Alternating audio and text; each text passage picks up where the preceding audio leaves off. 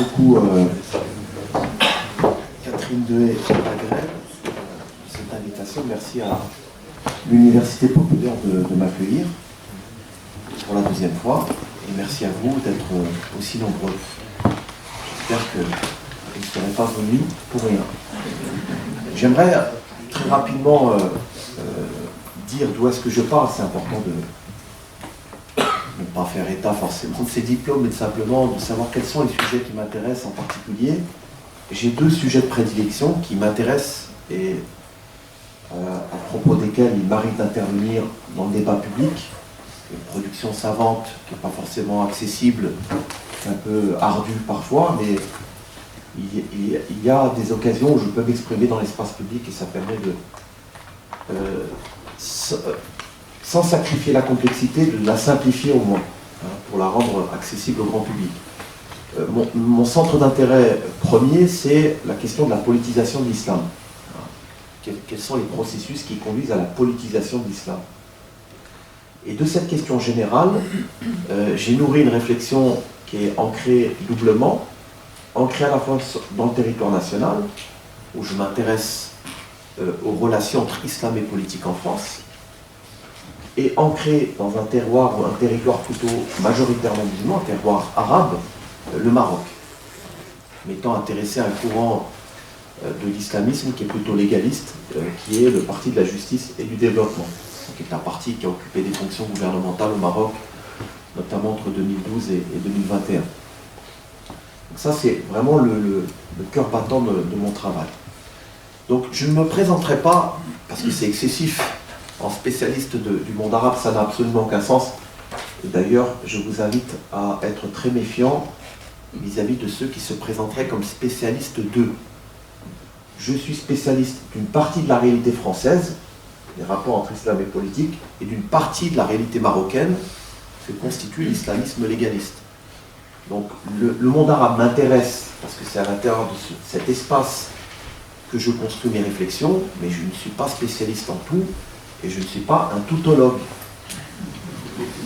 Récemment, j'ai soutenu l'habilitation à diriger des recherches dans le cadre de l'université Jules Verne de Picardie. Une habilitation à diriger des recherches, c'est une synthèse et un prolongement des réflexions que je mène depuis la thèse de doctorat que j'ai soutenue en 2012 sur l'islamisme marocain, au travers du cadre du PJD. Et cette habilitation à diriger des recherches s'est construite en trois volets. Un premier volet qui s'intéresse à l'islamisme en tant qu'intégralisme. C'est quoi l'intégralisme? C'est l'idée que la religion commande le privé et le public. Et que la religion n'est pas qu'une affaire privée, c'est aussi une affaire publique. J'ai nourri une réflexion à partir de mes travaux postérieurs à 2012 sur la réalité de l'islamisme comme intégralisme. Mais cet intégralisme peut être aussi bien violent que pacifique. Violent quand il prend les formes djihadistes, c'est le cas de Daesh, même si c'est une organisation moribonde, elle continue d'être active. C'est le cas de Al-Qaïda, ces différents avatars, et Al-Qaïda, j'allais dire l'antenne principale, puis ensuite vous avez des déclinaisons en Afrique, AQMI, Al-Qaïda au Maghreb islamique, ou AQPA, Al-Qaïda dans la péninsule arabique. Ça, c'est une version, certains disent salafo-frériste, moi j'aime pas cette expression, mais on pourra en discuter dans le débat. Daesh est plutôt une formation salafiste radicale, alors que Al-Qaïda, c'est un mouvement islamiste radical, violent, qui use de moyens terroristes. Donc je me suis intéressé très peu à ces courants, sinon pour dire que c'est une version intégraliste, violente.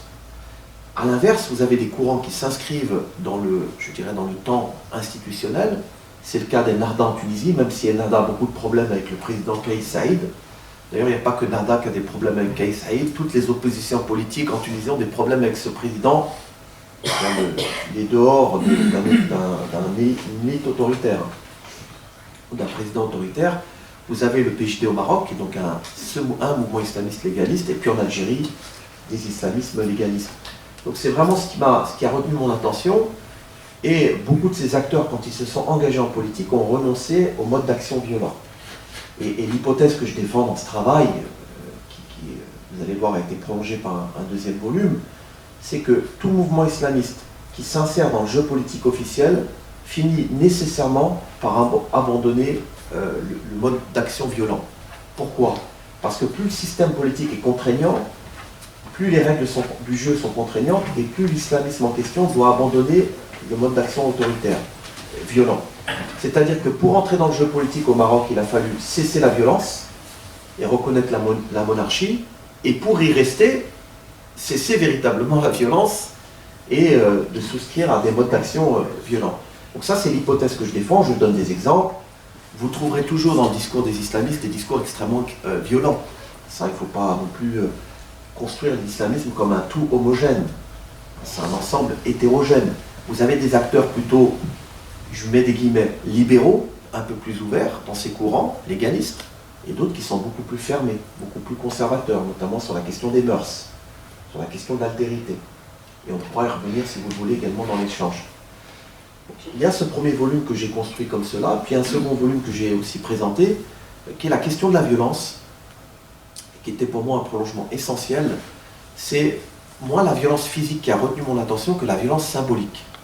Et pour construire cette réflexion, en m'intéressant justement aux organisations politiques dites islamistes, en France et à l'étranger, je me suis appuyé sur deux auteurs. Un auteur qui est connu, le sociologue Pierre Bourdieu, quand il parle de violence symbolique, et puis un auteur qui est connu, mais qu'on ne convoque pas forcément, mais qui est extrêmement stimulant, c'est Paul Ricoeur.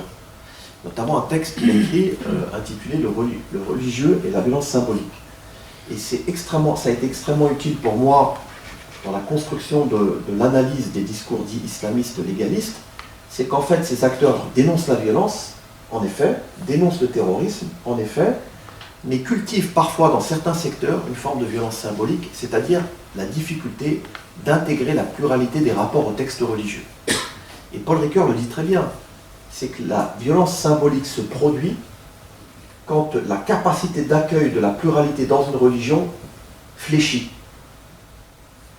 Mais c'est vraiment stimulant, parce que du coup, vous donnez un cadre théorique à votre analyse, et vous sortez de cette idée que il y aurait un continuum, et c'est ce que je dénonce d'ailleurs je le dénonce avec les arguments de la science. Moi, je suis assez tranquille, je n'adhère à aucune association. Comme ça, je peux être un arbitre qui ne marque ni dans un but ni dans un autre. J'essaye, on n'est pas neutre absolument, mais on essaye d'éviter cela. C'est que, si vous voulez, cet ancrage permet d'analyser à la fois cette violence physique, quand elle se déploie, et puis la violence symbolique, et surtout en donnant des cas précis. Dans le cas français, quels acteurs tiennent des discours qui sont potentiellement violents?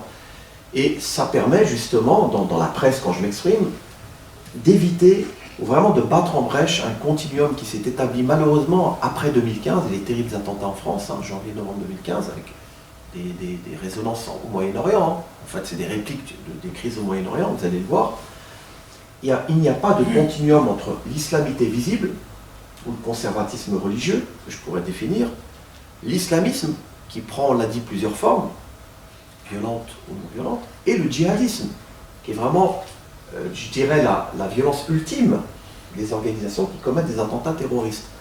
Et nous devons être vigilants, les observateurs comme les spectateurs ou les spectateurs actifs que vous êtes, sur ce continuum qui est établi en France après 2015, et surtout après l'assassinat horrible de Samuel Paty le 16 octobre 2020. Vous avez eu tous des discours sur le séparatisme, mais en fait c'est tellement vague que vous ne savez pas quand commence le séparatisme et où il s'arrête. Parce que si une femme porte le foulard dans l'espace public et qu'on commence à penser que c'est du séparatisme, aïe aïe aïe, ça peut être dangereux, parce que c'est pas que le séparatisme qui est montré du doigt, mais ça peut être ce que cacherait le séparatisme, c'est-à-dire une volonté d'en découdre avec la République des règles de vie en collectivité. Donc je soumets ça à votre sagacité critique. Vous voyez, on commence très largement, puis je procède à la manière d'un entonnoir, parce que j'ai compris que j'avais plus de temps qu'une simple conférence, c'est pour ça que je me permets cette introduction. Conservez vos questions, parce qu'il peut y avoir des questions sur un sujet ou un autre, et j'aimerais vraiment qu'on pense cette question des crises au Moyen-Orient dans ses résonances et ses répliques possibles en France. Parce que nous parlons toujours d'un point de vue situé. Et nous nous intéressons au Moyen-Orient depuis la France. C'est mon cas présentement. Donc je voudrais, au cours de cette séance, ne pas vous compliquer la tâche avec des concepts, mais on en a besoin parce que c'est des filtres qui permettent d'entrer dans la réalité et de l'analyser subtilement. C'est vous rendre au moins sensible à l'idée qu'il n'y a pas de spécificité religieuse à la violence, ni de spécificité islamique ou arabe à la violence, comme si celle-ci était inscrite dans le génome musulman ou arabe. Et pour vous tranquilliser, vous prenez, parce que je sais que certains l'ont déjà lu, sans doute, lu et relu, Thomas Hobbes, Léviathan, ou alors Le Citoyen, et vous verrez ce que nous apprend Hobbes, c'est que la violence est inscrite dans le rapport humain. En fait, si on peut formuler l'hypothèse suivante que je formule devant vous, c'est que, avant d'être la règle, la démocratie est une exception dans les rapports humains. Les rapports humains sont plutôt spontanément autoritaires que démocratiques. Donc il faut qu'on nourrisse cette réflexion quand on analyse la question de la violence. Il ne s'agit pas d'écarter d'un revers de main les sources actuelles, contemporaines de la violence qui peuvent prendre le langage ou la langue de l'islam. On est bien d'accord. Ou du judaïsme d'ailleurs. On y reviendra par la suite. Mais de rompre avec cette idée qui est culturaliste, essentialiste et à bien des égards raciste, d'un continuum entre l'arabité, ou l'appartenance à une certaine forme d'arabité, ou à l'islamité, et la violence. Donc, disons-le clairement, la violence n'est pas inscrite au plus profond de l'être et des textes de l'arabe ou du musulman. En rappelant que l'arabe n'est pas forcément musulman. Vous le savez. La fabrique de la violence au Moyen-Orient, en particulier, et dans le monde arabe en général, est au carrefour du politique et du religieux, du profane et du sacré, d'intérêts nationaux, régionaux et mondiaux. Et il n'est pas rare, hélas, que des crises au Moyen-Orient trouvent des ramifications avec des interactions malheureuses de l'Occident. Je donne un exemple immédiat, concret, précis, l'intervention anglo-américaine en Irak en 2003. Et c'est 2 ans après, en 2005, que le premier embryon de l'État islamique va naître. Vous voyez l'interaction? Donc, vous avez compris, comme je ne suis pas complètement naïf, il y a une interaction de l'Occident, ou d'un certain Occident, j'aime pas d'ailleurs l'expression Occident, c'est essentialisant, et la production d'une violence ensuite qui prendra son autonomie. Donc c'est pas l'Occident qui crée Daesh, il faut être clair là-dessus, il y a tellement de discours complotistes en vogue sur les réseaux sociaux pour pas que j'en rajoute une couche de mon point de vue de savant. Donc je ne souscris évidemment pas aux conspirationnistes qui doutent de tout pour ne plus douter du tout. Mais pour dire que les interactions malheureuses de l'Occident peuvent produire des effets collatéraux inattendus et incontrôlables. C'est pour ça qu'il faut rappeler toujours à la fois l'autonomie des acteurs qui commettent des violences et ce qui a généré le contexte objectif de la commission de ces actes de violence. Donc il faut faire un effort de rationalisation de l'histoire des rapports, par exemple, entre les États-Unis, Israël et le monde arabe. Et ces liens ont été rendus possibles par des contingences. Alors j'aime bien cette définition de la contingence que j'ai trouvée, dont je ne suis pas peu fier. La contingence, c'est ce qui est arrivé qui aurait très bien pu ne pas arriver, ou arriver autrement. C'est ça la contingence. Donc c'est à la fois le produit de la contingence, mais aussi de choix délibérés, qui relèvent très souvent d'intérêts mutuels bien compris, avec quelquefois aussi, et c'est le cœur de ma démonstration, une dimension empruntant au registre moral, religieux ou messianique, de la part de chacun des belligérants ou parties prenantes au conflit qui affecte le Moyen-Orient au moins un peu avant la fin de la Grande Guerre. Il faut pour ce faire essayer d'en revenir aux enseignements, c'est ce qu'on fait avec les étudiants, mais je veux dire, c'est tout aussi être capable d'entendre ces concepts.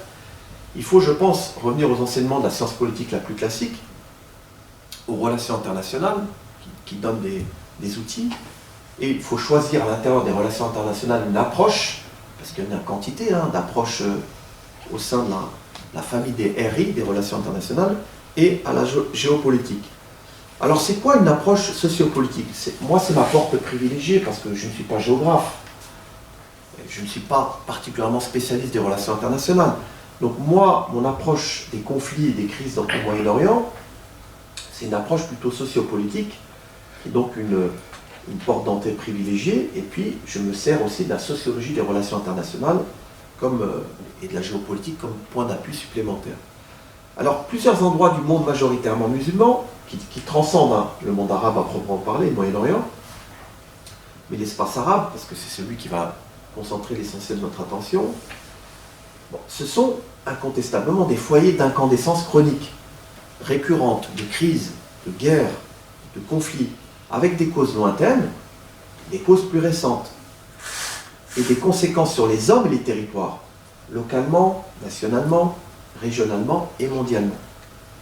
Se posent ainsi des liens forts, insécables, on pourrait dire, entre politique, espace, sens large, et conflictualité à dimension régionale ou internationale. Alors, il ne faut pas céder à une facilité qui peut être tentante, parce qu'il y a une facilité qu'on peut avoir quand on entre dans ce sujet, c'est ce qu'on pourrait appeler le déterminisme causal. Je vais m'expliquer là-dessus, le causalisme. Certains diraient, comme Karl Popper, le philosophe des sciences, l'historicisme. En gros, tout était écrit et prédit dans le passé, comme si l'histoire obéissait à des règles et des lois intangibles. Et que si l'on parvenait à découvrir ces lois, il serait possible de prédire l'avenir. Mais on peut dire, malgré tout, même s'il n'y a pas de loi intangible, qu'il existe des régularités, des analogies. Mais les analogies ne sont pas de pure itération. Ce n'est pas systématiquement la production des mêmes effets. Les mêmes causes, ce ne sont pas toujours les mêmes causes qui produisent les effets qui seraient les mêmes effets.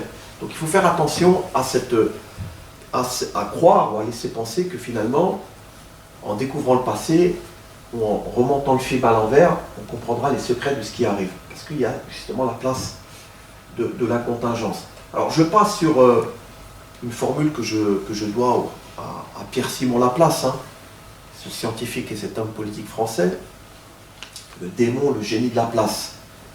C'est cette idée qu'il y aurait une intelligence supérieure qui connaîtrait toutes les forces de la nature, dont la nature est animée, et la situation respective des êtres qui la composent, etc., pourrait interpréter, connaître l'avenir en quelque sorte, qui embrasserait d'un seul coup, d'un seul regard, le passé et l'avenir en même temps. Donc la crise, maintenant, qu'est-ce qu'on entend par crise? Quand on dit crise au Moyen-Orient, il faut définir le terme. On a dit il y a un cadre théorique qu'on peut utiliser, que chacun d'entre nous pourrait utiliser. Donc moi, ce que je vous recommanderais, parce qu'une conférence ou un cours, c'est aussi l'occasion de donner quelques conseils, je pense qu'avant même de pénétrer dans les conflits, il faut se munir comme ça de filtre. On a parlé de concepts ou de livres sur les relations internationales au Moyen-Orient. Je pense que c'est intéressant parce que ça donne une vision globale et ça permet d'entrer avec ce qu'on pourrait appeler des béquilles théoriques. Parce que sinon, vous allez entendre tout et n'importe quoi, et malheureusement, Internet pullule de cela. Je vous mets en garde, je le dis comme ça, même si je suis sûr que vous faites attention de votre côté, mais il faut vraiment faire attention à ce qu'on regarde.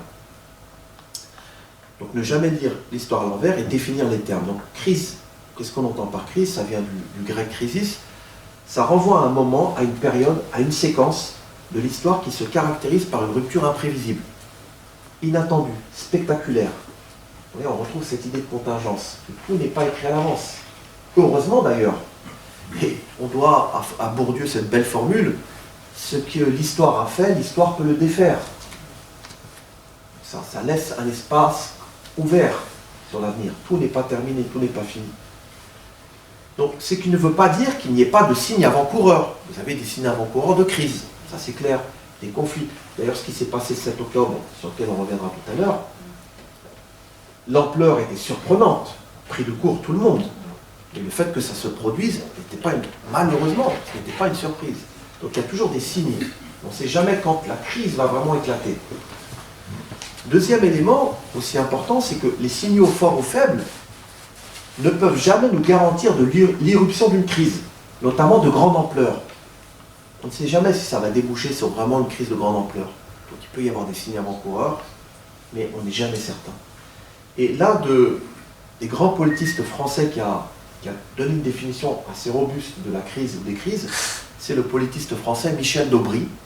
D'Aubry, D comme Daniel, O-B-R-Y, Michel d'Aubry, qui définit la crise comme l'effacement des frontières organisationnelles. Définir ce que ça veut dire. En fait, il y a une forme d'ébullition généralisée, donnant lieu à une conjoncture qu'il appelle fluide. Une conjoncture, c'est une situation circonstance ou un contexte, au cours de laquelle les sphères sociales perdent de leur spécificité, de leur cloisonnement habituel, établi en temps ordinaire ou routinier. Ça veut dire quoi? Ça veut dire qu'en fait, vous avez une interpénétration des champs. Par exemple, le champ journalistique, le champ partisan, le champ universitaire, le champ sportif. Et la crise fait éclater les cloisons qui existent entre les différents champs. C'est ce à quoi on a assisté, par exemple, un exemple du Moyen-Orient ou du monde arabe, aux révolutions dites arabes de 2011. C'était des crises au sens où l'entend Michel Dobry. C'est-à-dire qu'il y avait une mobilisation multisectorielle. Il n'y avait pas qu'un groupe qui était mobilisé dans la rue contre le dictateur Ben Ali, mais une pluralité d'acteurs appartenant à des champs différents. C'est ce qui s'appelle une conjoncture fluide. Ça, c'est très intéressant à analyser, parce que justement, la force des régimes autoritaires, malheureusement l'autoritarisme prédomine en contexte arabe, hein, il faut être clair et honnête, l'autoritarisme est la règle dans le monde arabe, encore aujourd'hui, même si s'il n'y a pas de démocratie, il y a des démocrates. En fait, on a affaire à des démocrates sans démocratie dans le monde arabe. Il y a des démocrates dans le monde arabe. Et ce que font les régimes autoritaires, c'est de cloisonner les champs. C'est pourquoi la logique clientéliste est très forte. C'est-à-dire on va arroser les uns et les autres pour éviter que l'effet cocotte-minute n'advienne et qu'il y ait un décloisonnement des champs sociaux. Donc c'est une définition de la crise qui peut être intéressante. Et par ailleurs, il faut ajouter que les crises peuvent être localisées, limitées dans le temps, ou à contrario, déborder, s'étendre, et gagner en acuité et en profondeur, au point qu'elles peuvent affecter une région, sinon le monde, au travers de mouvements révolutionnaires, transnationaux, terroristes ou non. Et c'est ce qu'on voit malheureusement, la crainte. Vous voyez, actuellement, il y a un conflit en Israël-Palestine, plutôt d'ailleurs à Gaza, en Israël, même s'il continue d'y avoir des roquettes. C'est que pour l'instant, c'est contenu. Vous voyez qu'il y a des manifestations, etc. Bon, certaines sont interdites. D'ailleurs, on peut s'interroger sur les motivations des interdictions, mais ça peut faire l'objet d'un débat, bien sûr. Mais plus une crise dure, plus elle peut avoir des répercussions au niveau mondial. Et ça, c'est une crainte qu'on peut avoir. J'espère qu'on n'en arrivera pas là, mais il y a toujours des possibles débordements. Mais une crise ou un conflit, une crise peut ne pas durer. Le conflit, lui, au singulier ou au pluriel, donc j'ai défini la crise, le conflit, c'est une relation conflictuelle, par définition faite de tensions, simples ou plus complexes, mineures ou majeures, temporaires ou durables, violentes ou non. Vous voyez que le conflit, il est relationnel, puisqu'il met aux prises différents acteurs, qu'ils soient individuels ou collectifs, dont l'affrontement ou la conflictualité est généralement structuré autour de un ou plusieurs antagonismes. Des différences, si vous voulez, DS, d'ordre politique, économique, culturel ou territorial. On voit avec le conflit israélo-palestinien qu'il n'est pas un conflit de civilisation, qu'il n'est pas un conflit religieux, c'est un conflit territorial. Bravo. Réservez-moi ça à la fin, peut-être que vous direz l'inverse plus tard, mais en tout cas, je tiens à le rappeler, parce que l'analyse qui est la mienne, c'est que bien sûr qu'il y a du religieux, mais il n'est pas là où on le croit. Donc ce n'est pas la cause déterminante, c'est une enveloppe, un instrument, mais on l'analysera si on a le temps, parce que je suis bavard et le temps, lui, ne pardonne pas. Mais c'est pas grave, le plus important, c'est pas ce que je dis, c'est ce que vous me poserez comme question. Donc c'est ça qu'il faut avoir à l'esprit, c'est ce conflit territorial qui est un conflit qui dure depuis 75 ans. Le conflit, qui est aussi l'autre nom de l'affrontement militaire, peut impliquer des armées régulières comme des forces militarisées, infra- ou para-étatiques. Citons l'exemple, justement, de deux groupes armés palestiniens, placés sur la liste des organisations terroristes. Et là aussi, il y a un débat en sciences sociales sur l'appellation terroriste, et on pourra également en discuter.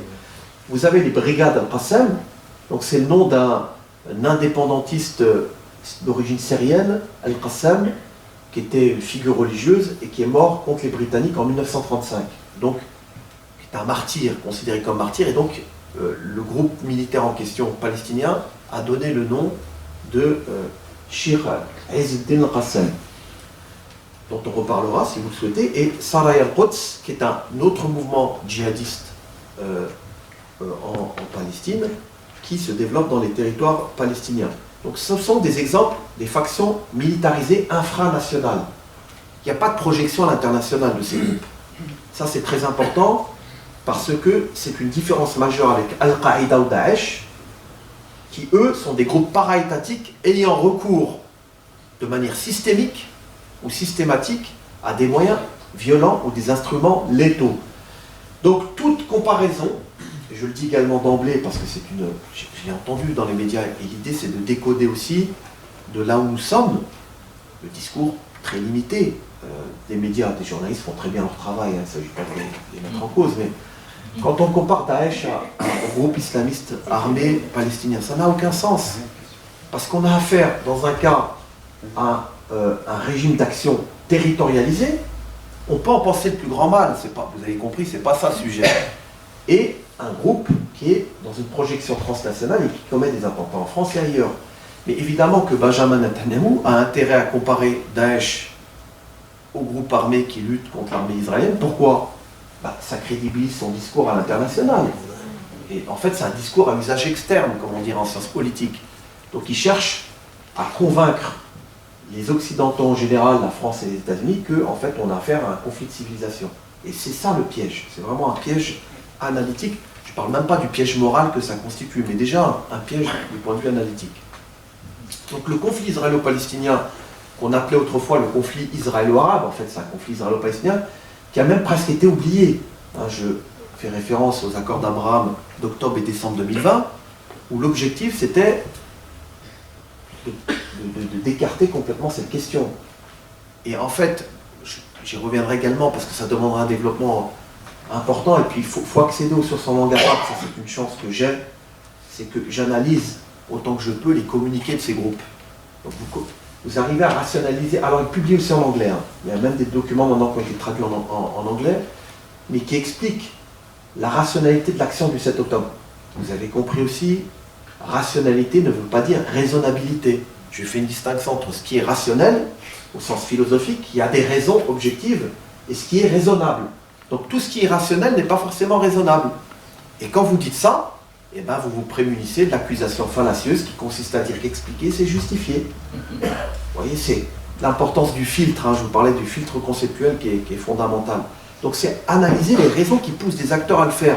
Et il n'y a aucun acteur qui fait quelque chose sans raison. Ça ne veut pas dire qu'il a raison de le faire, mais il le fait. Donc avant les drames du 7 octobre, sur lesquels je reviendrai, ce conflit que l'on décrivait alors comme de basse intensité, c'était ce qui était retenu, semblait bel et bien délaissé par les États arabes au profit d'un plus grand rapprochement et d'une normalisation avec Israël. Souhaité par les États-Unis, lequel rapprochement s'était justement concrétisé avant ces attaques du 7 octobre par les accords d'Abraham, on l'a dit, d'octobre et novembre 2020, qui devaient lier Israël d'un côté, aux Émirats arabes unis, à Bahreïn, au Maroc et au Soudan de l'autre, dans le cadre d'échanges commerciaux notamment. Et le Maroc, d'ailleurs, ça avait fait grand bruit parce qu'au moment de la normalisation des accords avec Israël, des relations avec Israël, savez-vous qui a signé, paraphé le document? C'était une ironie de l'histoire. C'était le Premier ministre islamiste qui avait signé, aux grandes dames de ses partenaires de la formation PJD au Maroc, l'accord de normalisation. Vous voyez, ça aussi c'est un coup du roi de Mohamed VI, parce qu'en fait il mettait en porte-à-faux Othmani. Vous savez que l'identité politique des islamistes c'était un refus systématique de normalisation avec l'État d'Israël. Et c'est même pas simplement une donnée islamiste. Vous ne trouverez pas, j'ai fait une petite recherche, vous ne trouverez, ou très rarement, un acteur du monde arabe, même de l'extrême gauche, qui dira que le mouvement Hamas est un mouvement terroriste. Aucun. Et aucun, moi je n'en ai trouvé aucun, il y en a, je ne dis pas qu'il n'y a pas d'acteurs arabes oppositionnels qui sont contre le Hamas, mais beaucoup de ceux qui ne partagent pas l'idéologie islamiste trouvent des raisons objectives aux attaques du 7 octobre dans le monde arabe.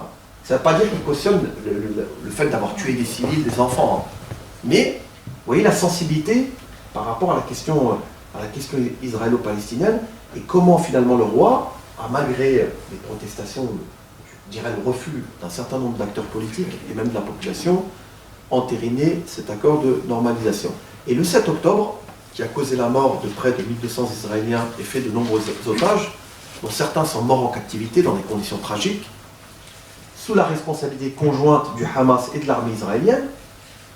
Vous vous souvenez cette terrible bavure des otages tués par un tir armé de l'armée israélienne, est un événement assurément tragique, dans une histoire elle-même tragique depuis 1948, pour des raisons qu'on pourra expliciter. Donc l'accent sur la variable politico-religieuse, il peut être mis à la condition vraiment de bien le circonscrire. Donc on a dit déjà beaucoup de choses, mais je vais essayer d'aller à l'essentiel. Alors moi, ce qui m'intéresse dans les relations internationales, quand j'analyse ces conflits au Moyen-Orient, il y a un ouvrage qui peut vous intéresser, c'est un petit livre qui a été réédité plusieurs fois d'un collègue de Sciences Po Paris, qui s'appelle Guillaume Devin comme le devin, que je ne suis pas, Sociologie des relations internationales. C'est un petit ouvrage à la découverte qui est très bien. Et il explique que finalement, dans la sociologie des relations internationales, on privilégie les liens entre les acteurs et les ensembles qu'ils composent, c'est-à-dire ce qui fait la spécificité de l'international comme espace de relations conflictuelles et coopératives. Donc les relations internationales, c'est à la fois un espace conflictuel et coopératif. Donc il ajoute qu'il y a des relations d'interaction et des relations d'interdépendance. En gros, quand un acteur agit, il provoque des réactions. Les acteurs sont liés les uns aux autres. Et que, par exemple, dans la course aux armements, si un acteur décide de s'armer, l'autre cherchera à s'armer également. Ce qui pose la question même de l'arme atomique. Pourquoi admettre que certains l'aient quand d'autres qui souhaitent l'avoir ne peuvent pas l'avoir? Donc ça joue ça dans les relations internationales, dans les rapports de force. La géopolitique, pour en donner là aussi une définition très simple et pour vous dire, encore une fois, ce cadre qui est le mien quand j'analyse ces conflits, c'est un certain Rudolf Gehlen, K-J-E-2-L-E-N, 1846-1922, qui est un Suédois, qui serait le concepteur, en 1916, du néologisme géopolitique. Donc c'est en 1916, dans un ouvrage intitulé « L'État comme forme de vie », que va apparaître ce concept de géopolitique. En fait, la géopolitique, c'est quoi? Il le dit, c'est la science de l'État comme organisme géographique tel qu'il se manifeste dans l'espace. Donc il y a un rapport entre pouvoir, espace, territoire, et ça dans des rapports de force. Voilà pour les définitions que je donnerai avant maintenant d'entrer dans un certain nombre de considérations pour aller très vite. Je disais en introduction, j'ai jusqu'à... Je peux parler jusqu'à quelle heure? Ça, c'est important. 20h30. D'accord, c'est parfait, c'est bien, merci. On pourrait parler plusieurs heures, mais je m'arrêterai vraiment dans le temps qui m'est imparti. Donc, il y a un biais qu'il faut éviter, je l'ai évoqué rapidement tout à l'heure, c'est de parler, malgré tout, dans le monde arabe, du syndrome autoritaire. Même si je concède, je l'ai dit il y a quelques instants, qu'il y a un tropisme, une prédominance de l'autoritarisme, mais ce n'est pas une maladie incurable. Donc il ne faut pas parler de syndrome autoritaire. Bon, c'était le titre de deux collègues que j'apprécie beaucoup, et qui ne l'entendaient pas du tout dans ce sens. Parfois les titres sont aguicheurs, mais ils ne rendent pas compte de la réalité des pays analysés. Le syndrome, ça voudrait dire que c'est une maladie incurable. En gros, vous n'en sortez jamais. Donc il faut vraiment qu'on se sorte de ça, et pour s'en sortir, la lecture de, par exemple, la politique dans le monde arabe, c'est un ouvrage ancien maintenant, 2006, qui a été coordonné par un collègue qui est maintenant à la retraite, qui s'appelle Elisabeth Picard, qui a beaucoup travaillé sur le Liban et la Syrie surtout. Elle dit une chose tout à fait intéressante, pour ceux qui travaillent sur le monde arabe, c'est de mettre en garde, dit-elle, contre la tentation de glisser d'un repérage de la région arabe par la géoécologie et l'histoire à sa définition par la culture et la religion. Donc le danger, c'est ça, c'est de passer finalement d'un repérage de la région arabe par la géoécologie de l'histoire, question historique, des rapports avec les uns et les autres, à une définition par la culture et la religion. Donc il faut faire attention parce que la religion est une catégorie, si elle n'est pas bien maîtrisée, qui revêt un caractère, dit-elle, difficilement opératoire, du point de vue conceptuel.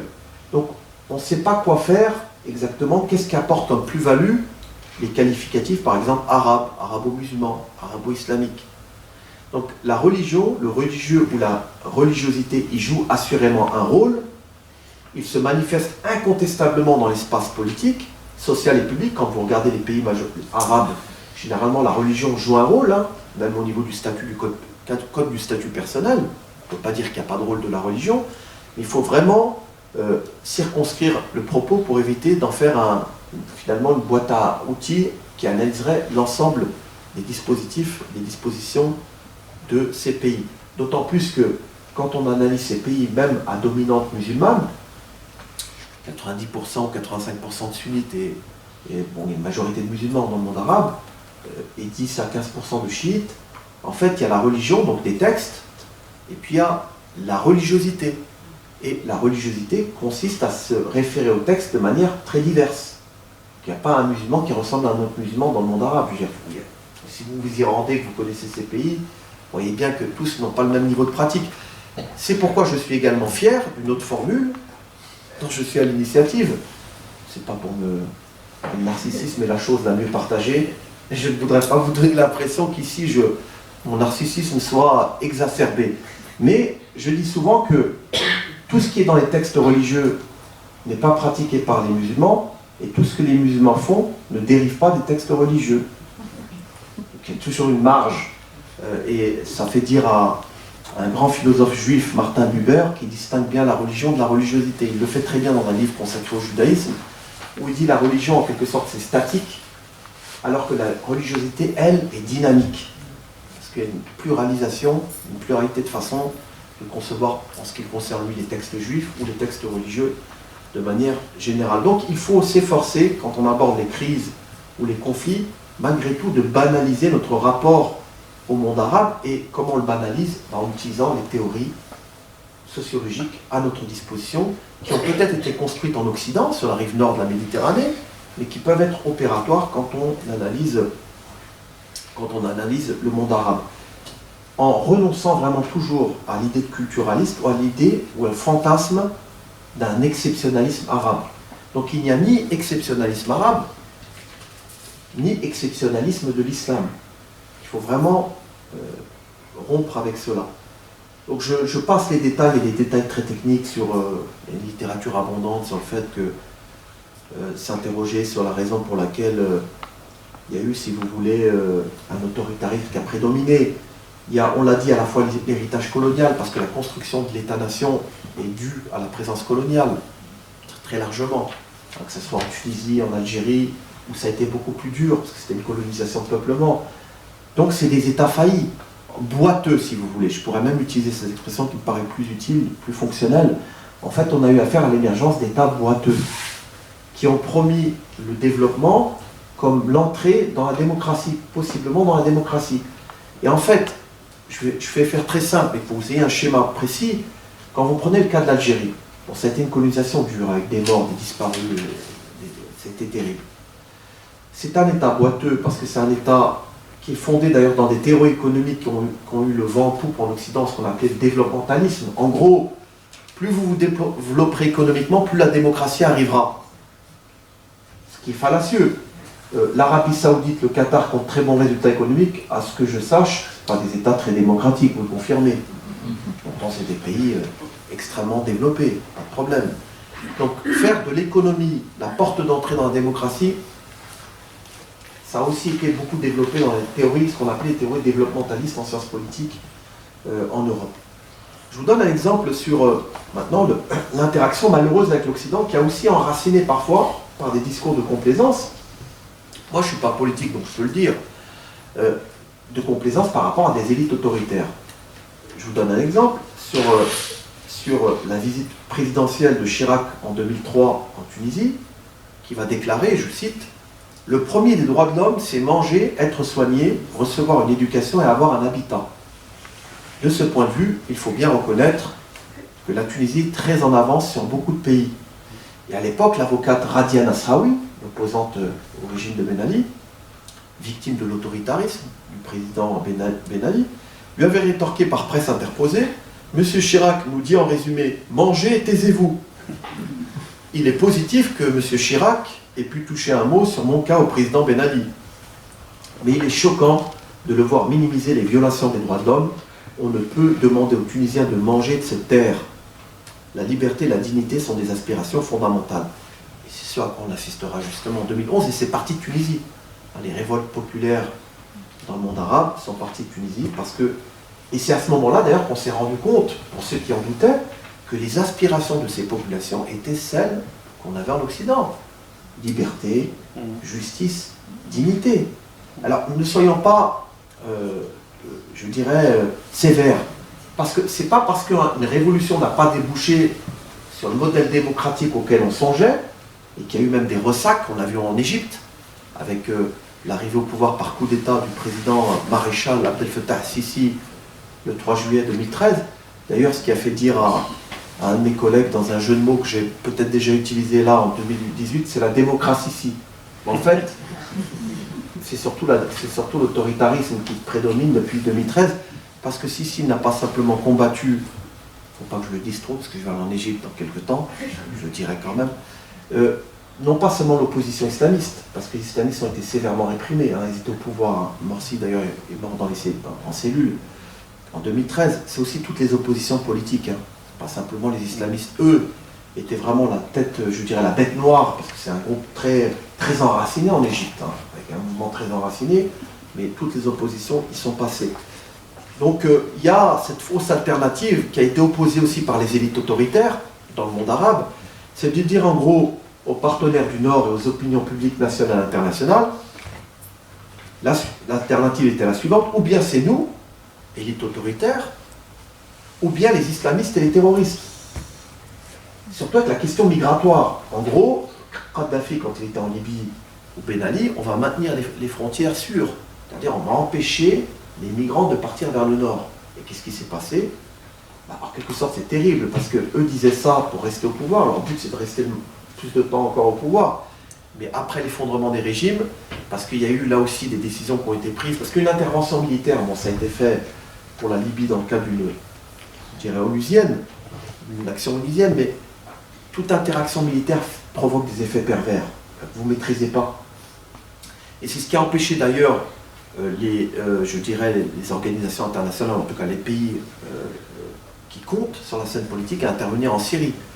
Parce qu'en Syrie, bon, Bachar al-Assad a réprimé durement les mouvements populaires de 2011, et on voit ce que ça a donné, c'est une guerre civile, beaucoup de morts. Je vous invite à lire des rapports d'ONG, vous voyez, je me rends compte en vous parlant que le temps passe très vite, vraiment très vite.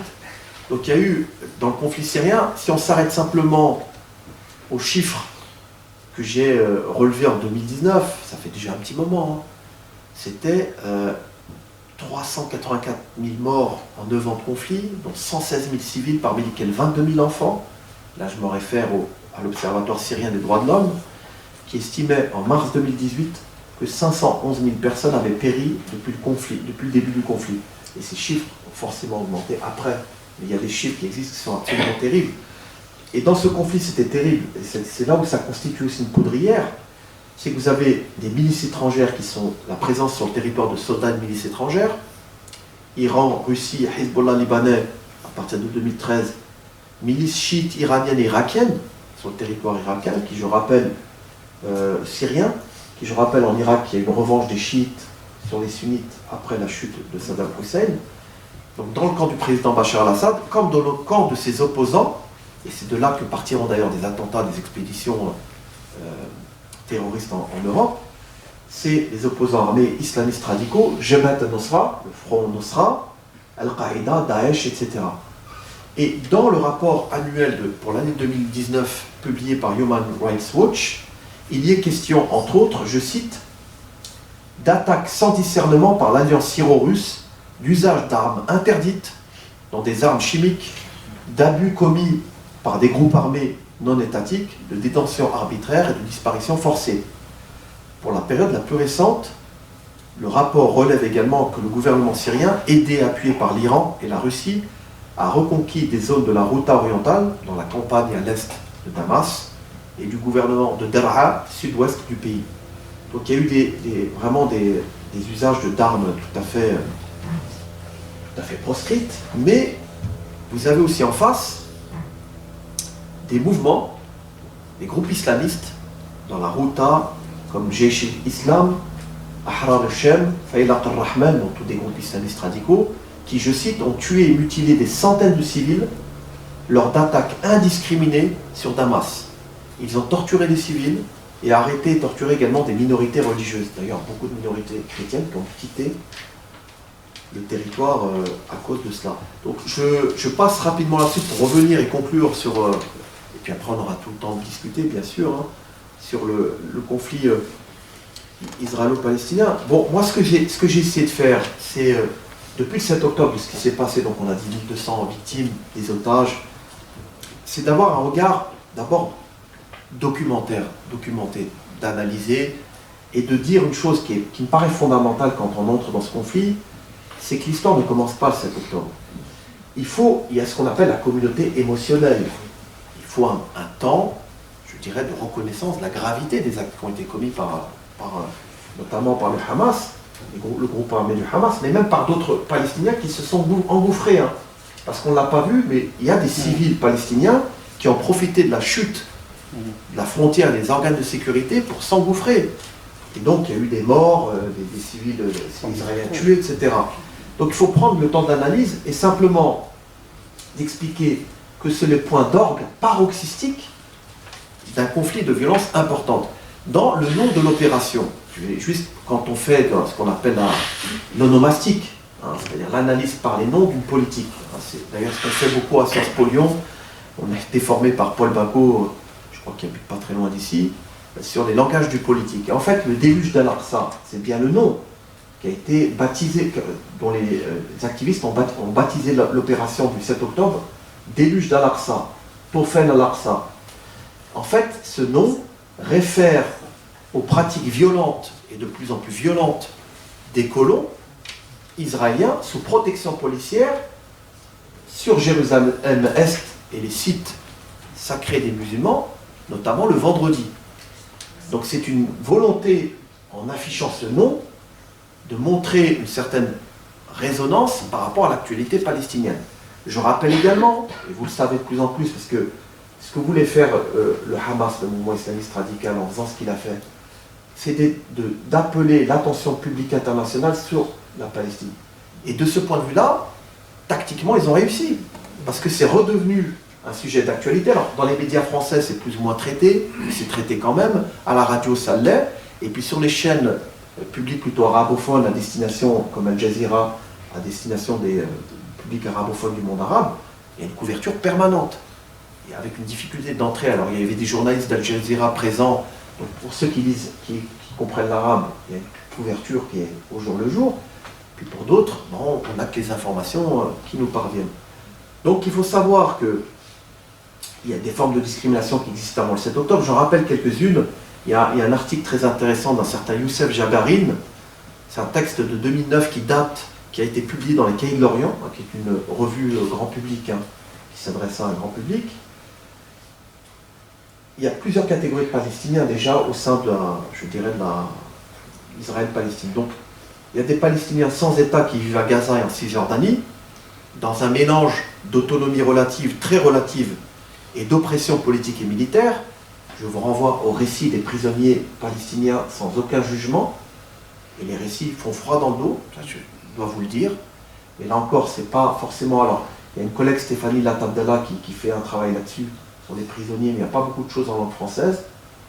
Deuxièmement, vous avez les Palestiniens qui résident à Jérusalem-Est, annexés par Israël au mépris du droit international, il faut le dire, et qui refusèrent la citoyenneté israélienne, autant que c'était possible, parce que ce qu'on appelle les Israéliens arabes, en fait, c'est des Palestiniens qui sont restés après 1948.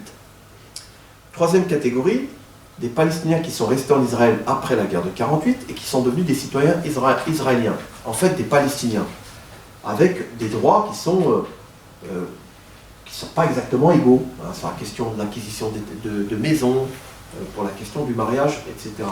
Bon, vous avez des travaux très nombreux de Pierre Blanc et de Jean-Paul Chianolo que je vous recommande, c'est vraiment très pédagogique, il y a des informations, il y a des cartes. Et donc, je ne vais pas remonter jusqu'à la promesse Balfour, etc. Ce serait trop long, puis il y a des choses que vous savez déjà. Je ne voudrais pas monopoliser le temps là-dessus. Je vais peut-être dire quelques mots avant pour conclure, parce qu'il reste 8 minutes, sur la nécessité aussi d'avoir une approche voyez, comme on a une approche critique de l'islamisme, ce qui est mon cas, donc moi je refuse par exemple de faire de l'islamisme le prolongement naturel de l'islam en tant que religion. C'est plutôt accidentel, c'est-à-dire que l'islamisme naît dans un contexte précis, c'est un produit, comme dirait Lawari a dit un collègue, un produit contradictoire de la modernité. Ben, le sionisme, toute chose égale par ailleurs, c'est le produit contradictoire de la modernité et ce n'est pas le prolongement naturel du judaïsme. Il y a trois formes, pour faire très simple, on pourrait dire de sionisme. Vous avez un sionisme culturel incarné par des figures, de grands philosophes comme Leibowitz, Martin Buber et d'autres. Je renvoie aux travaux excellents de Yaakov Rapkin, qui est professeur au Canada, qui a fait un livre remarquable sur Israël, sur les sionismes. Vous avez un sionisme culturel qui veut une revivification de la culture juive, donc qui est attaché moralement, sentimentalement à cette culture juive, mais qui n'est pas intéressé forcément par la création d'un État-nation. Vous avez un sionisme politique, incarné, on pourrait le dire, par Theodor Herzl, qui disait pas l'État juif, mais l'État des Juifs, et qui mettait en garde dans un livre que je vous recommande de lire contre les théologiens et la théocratie, le danger que pouvait représenter la place des religieux dans un futur État d'Israël. Vraiment, c'est remarquable, il le dit noir sur blanc. Donc Herzl, ce n'était pas le plus radical des sionistes politiques, et que vous avez un troisième courant qui a toujours trouvé une place dans le sionisme religieux, qui trouve sa plus belle expression, il est hélas radicale aujourd'hui, au sein du gouvernement de Netanyahou. Ce qui fait, c'est une situation tout à fait incroyable, on voit bien que l'extrême droite suprémaciste, raciste mène la danse, c'est que vous avez un Benjamin Netanyahou qui utilise une rhétorique messianique au moment de lancer l'opération contre Gaza, qui convoque des passages du Deutéronome ou d'Isaïe, au mépris d'ailleurs de la tradition profonde juive, hein, parce qu'il y a des rabbins qui ont tiqué, qui ont dit attendez, vous comparez des groupes donnés dans une circonstance donnée aux Arabes. En gros, vous massacrez les Arabes, c'est légitime. Puis il y a des rabbins qui cautionnent ça. Et en face, vous avez aussi le discours de certains activistes ou acteurs palestiniens, dont j'ai analysé le discours de Oulema, qui sont plutôt dans un registre défensif, parce qu'évidemment, ils subissent une attaque, même si elle a été déclenchée, même s'ils cautionnent l'attaque du 7 octobre comme un réveil ou un électrochoc contre la marginalisation de la question palestinienne au niveau international, mais qui disent qu'il y a un combat légitime à mener contre les militaires israéliens, et qui ne légitime pas du tout des cibles civiles. Parce qu'il y a un temps, effectivement, dans les années 90, et ça a duré quelque temps, il y avait des opérations qui étaient baptisées opérations martyrs, suicides, qui étaient légitimées par un corps de théologiens contre les cibles israéliennes, même civiles, c'est vrai, mais beaucoup de Palestiniens sont revenus là-dessus, en disant la cible principale, c'est tout ce qui représente l'État, notamment les militaires. Donc il y a un discours qui est effectivement agrémenté de références religieuses, prophétiques, coraniques, mais c'est un discours de défense, mais qui n'est pas dénué parfois de glissements antisémites, il peut y en avoir, il ne s'agit pas de nier que dans certains discours, il peut y avoir un amalgame ou un essentialisme négatif qui ne fait plus la différence entre le juif en tant que tel et les juifs occupants, mais c'est beaucoup moins systématique, par exemple, que dans la charte du Hamas de 88. Parce que le Hamas a écrit cette charte, d'ailleurs ce n'est pas un document juridique contraignant, et je vous renvoie aux travaux de Jean-François Legrain, qui a fait une analyse très fine, et qui a été le premier d'ailleurs à traduire en langue française la charte du Hamas, qui était écrite en arabe au départ, 88, qui recycle les poncifs des protocoles des sages de Sion, etc. Il y a eu un document qui a été édité par le Hamas en 2017, et qui dénonce justement l'antisémitisme qui pouvait être le sien, en disant, nous, notre problème, c'est pas contre les juifs, c'est pas du tout le juif en tant que tel, mais contre les occupants, la puissance occupante. C'est ça que vise le Hamas dans ce document de 2017. Et dans le texte explicatif qui est apparu récemment, expliquant les opérations du 7 octobre, parce que, disent-ils, les activistes du Hamas, ça a été très mal, les attaques du 7 octobre n'ont pas été comprises, parce qu'elles ont été vues comme des attaques antisémites. Ils expliquent qu'en fait, alors ça les engage eux, on n'est pas obligé de les croire évidemment, qu'aucun activiste engagé dans cette action ne devait toucher ou attenter à la vie d'un civil, mais qu'il y a eu des tirs croisés, qu'il y a eu des civils palestiniens qui sont entrés avec plusieurs factions et qui ont pu tuer des civils israéliens, torturés, mais la prise d'otage effectivement est assumée complètement par le mouvement islamiste. comme monnaie d'échange pour libérer des prisonniers palestiniens. Donc qu'est-ce que je dirais en conclusion? J'en ai dit trop peu, sans doute pas assez, parce qu'il faudrait plus de temps, mais bon, Catherine aura l'occasion de m'inviter, j'espère, et j'espère vous retrouver. Mais tant que les États-Unis ne feront pas pression, parce que c'est les États-Unis qui détiennent les clés, c'est un pays qui reste puissant, qui arme Israël, parce que les armes viennent des États-Unis. Tant que les États-Unis n'interviendront pas, malheureusement, le massacre risque de continuer. Si on ne revient pas au règlement par le droit international, et je pense que le seul cadre pérenne, positif, c'est le droit international. Je le disais au début, si l'on en revient à des considérations religieuses, et qu'on considère que Dieu a donné la propriété de la Palestine aux musulmans, aux juifs, il n'y aura absolument aucune sortie de crise, c'est certain. Donc le cadre, c'est rappeler le droit international, rappeler que la colonisation est une violation du droit international, comme en Cisjordanie, je crois entre 500 000 et 600 000 colons, c'est beaucoup. L'annexion de fait de Jérusalem-Est, souvenez-vous que Trump avait déclaré transférer l'ambassade de Tel Aviv vers Jérusalem, il avait montré un très mauvais exemple parce que c'est dire en gros, oralement, le droit international, on s'en fout, c'est ça. Et bien, il n'y aura pas de sortie par le haut. Et ne symétrisons pas la situation, parce que vous avez un État constitué, l'État d'Israël, qui est un État reconnu internationalement, il y a des frontières, il y a une armée régulière, d'ailleurs qui parfois recrute aussi des franco-israéliens, ce qui pose aussi une question, qui combattent, et qui parfois peuvent commettre, je ne sais pas, moi j'ai pas d'éléments, mais des actions qui sont contre le droit international. Face à un morcellement de territoire, il n'y a même pas de continuité territoriale entre Gaza et la Cisjordanie, donc vous vous posez même la question de la pérennité, de la possibilité même d'un État en fait. S'il n'y a pas de continuité territoriale, et qu'est-ce que vous allez faire des 500 à 600 000 colons en Cisjordanie? Vous ne pouvez pas les exclure comme ça du jour au lendemain. Ils y sont installés depuis un certain temps. Donc je me garderai de donner une solution, mais je conclurai quand même de manière optimiste, parce que voulez-vous, c'est ce que disait Gramsci à son frère, je crois, quand il lui a écrit une lettre de sa prison. Et c'est là où il a eu cette formule, pessimisme de l'intelligence, optimisme de la volonté, hein, en prison. Et ben, je conclurai de cette manière, en vous remerciant de votre attention.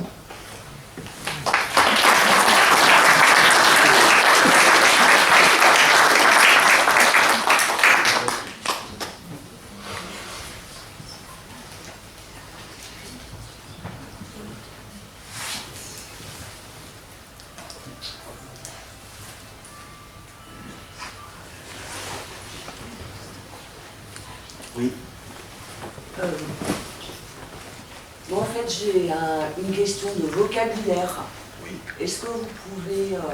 est-ce que musulman et islamique, ça a le même sens?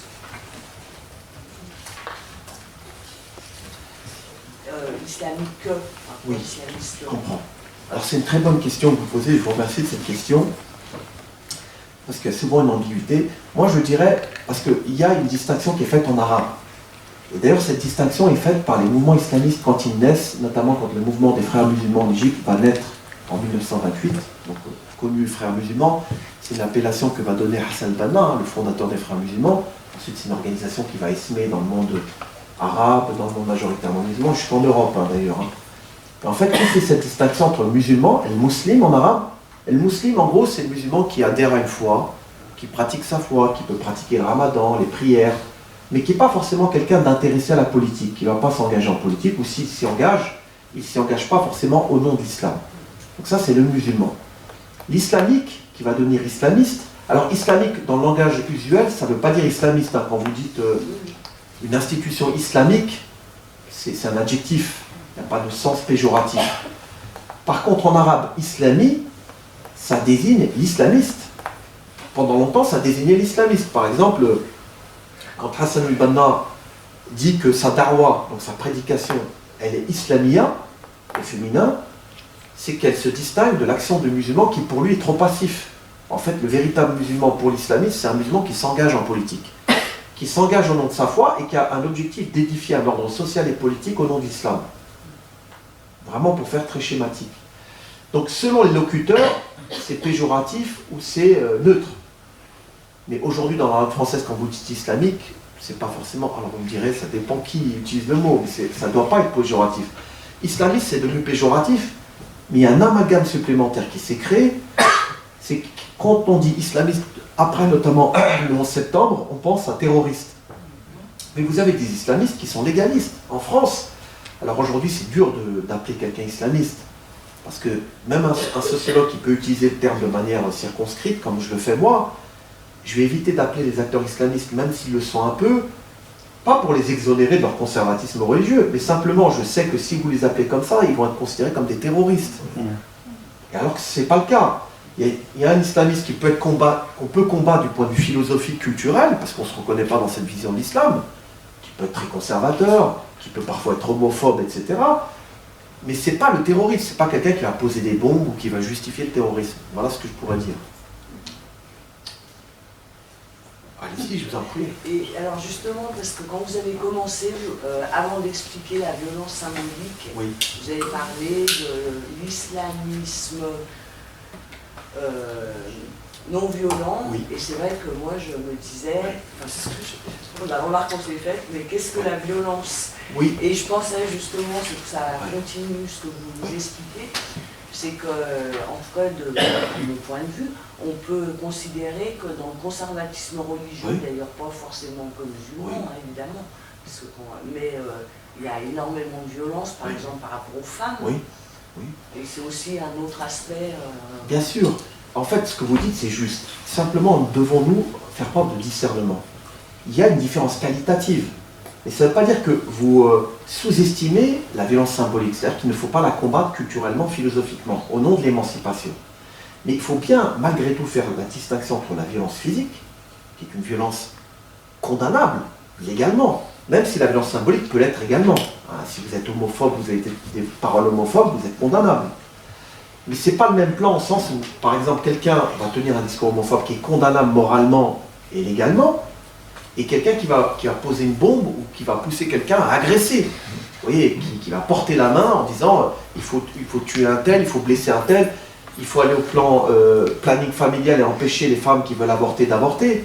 Et moi je donne cet exemple souvent. Je dis, prenez l'exemple des islamistes légalistes, qui font des efforts depuis ces dernières années, parce qu'il y a une pression aussi sociale et politique et culturelle.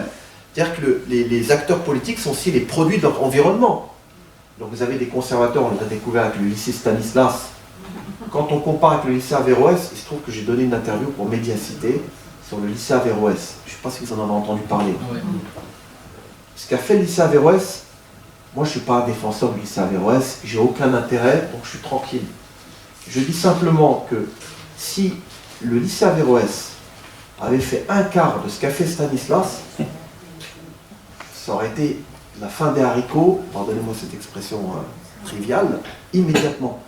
Vous voyez, ça installe un deux poids deux mesures. Donc si on s'attaque à la violence symbolique, et il faut le faire, à l'école, dans les débats publics, et refuser les discours stigmatisants vis-à-vis de l'altérité, qu'elle soit sexuelle, ethnique, linguistique, etc., il faut le mener pied à pied et de manière universelle, pas comme ça trié.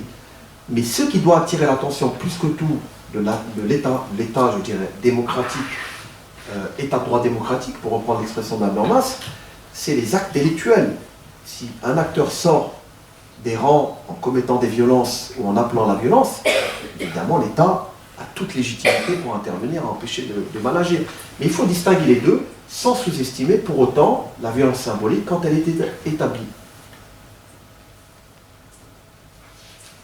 Excusez-moi, je ne suis pas un très bon orateur, mais je trouve qu'il y a quand même, je trouve qu'il y a, dans cette chaudron qui est le Moyen-Orient, il y a un biais par lequel je trouve qui est clé de lecture, c'est que je trouve que la recherche de l'énergie, des nouvelles énergies, je trouve que c'est un point d'entrée important pour comprendre ce qui se passe et ce qui est un gros facteur de déstabilisation du monde.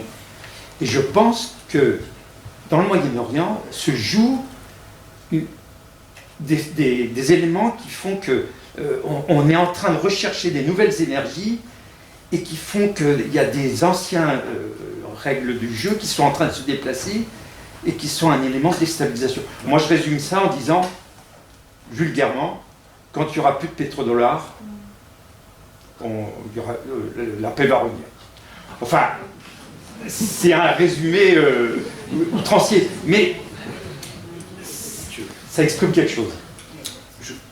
Alors, le micro, on me refuse de me donner la parole. Attendez. Alors, je ne sais pas pourquoi ça ne s'allume pas. Parce que ça marchait jusqu'à présent, mais... On va basculer le bouton. Ça y est. Pardon? Ça marche pas. C'est vert d'habitude. C'est bon? Oui. Ah d'accord, super. Merci de votre question. Enfin, ça joue, bien sûr qu'il y a la question, mais ça c'est ce qu'on appellerait l'économicisme. C'est-à-dire qu'il ne faut pas réduire les conflits au Moyen-Orient, ou la potentialité de conflit, ou la conflictualité, simplement à une question de ressources et d'énergie. Bien sûr que c'est un facteur. C'est un facteur, je vais vous en donner une illustration concrète. Souvenez-vous, après le 11 septembre 2001, on sait que 15 des 19 Saoudiens impliqués dans l'attentat étaient de nationalité saoudienne. Et il y a un accord qui lie l'Arabie Saoudite aux États-Unis depuis 1945. Le pacte Quincy, le bombardier américain. C'est qu'en fait, il y a un partenariat énergie, des échanges de proximité entre États-Unis et Arabie Saoudite, qui fait que les États-Unis ne doivent pas se mêler des affaires internes des Saoudiens. Ça ne veut pas dire que vous êtes responsable de ce que font vos concitoyens. Il ne s'agit pas de dire que parce qu'il y avait 15 Saoudiens de nationalité, 15 Saoudiens dans les attentats, que l'Arabie Saoudite est complice. Par contre, il y a une autre question.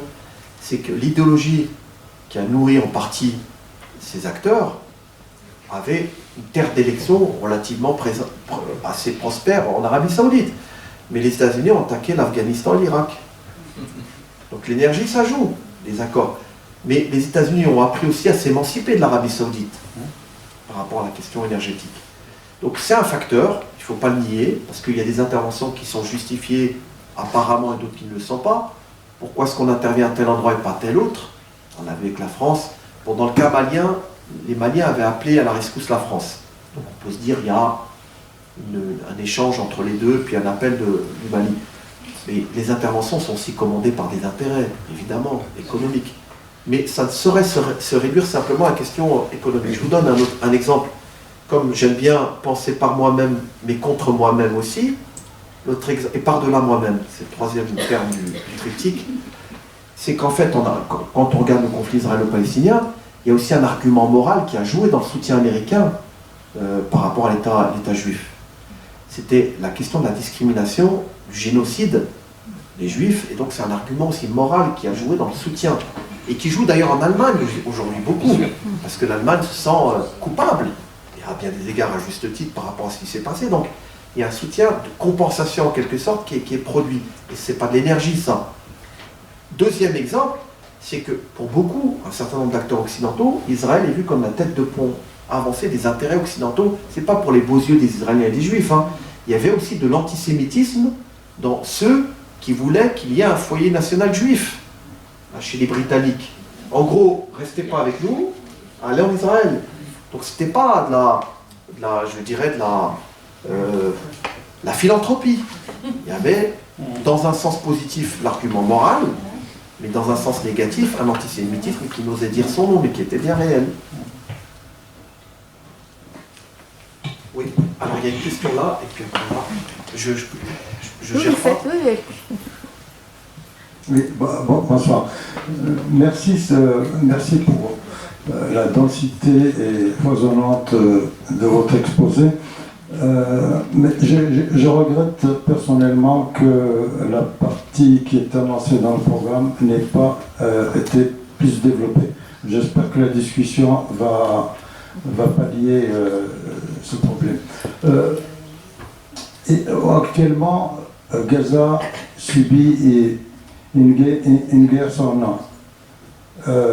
Et ce serait indécent d'essayer de poser des questions de l'ordre sémantique, mais je vais quand même essayer de le faire pour dénoncer le fait que Israël s'arroge le droit, les sionistes en général, de mettre au-dessus de toute valeur ce qui leur est arrivé. La joie, c'est la pire des choses. c'est devenu presque quelque chose de humainement indépassable. Par contre, quand ils traitent les hommes du Hamas de terroristes, ils s'arrogent le droit de les nommer avec leur dialectique, leur propre dialectique et leurs propres intérêts. Sans oublier que ces propres sionistes, quand ils se sont établis en Israël, ont eu affaire avec, ils ont utilisé les mêmes moyens. Ils ont utilisé le terrorisme contre les Palestiniens et contre les Britanniques en 1947. La Haganah, etc., c'était pas des Boy Scouts, hein. C'était pas des gens du kibbutz. Ils ont égorgé, ils ont tué. Sabra et Shatila, c'est pareil. Que d'ailleurs Michel Lévinas, un philosophe juif, a eu le courage de condamner. Et on assiste aujourd'hui presque à un silence des États occidentaux concernant le massacre qui est en train de se perpétrer à Gaza. Et on peut se demander, on peut poser le contrario aux sionistes qui nous culpabilisent l'Occident de n'avoir rien fait quand les camps de concentration étaient en pleine activité. Ils reprochaient à toute l'Europe d'avoir laissé faire, etc. Aujourd'hui, on assiste exactement au même problème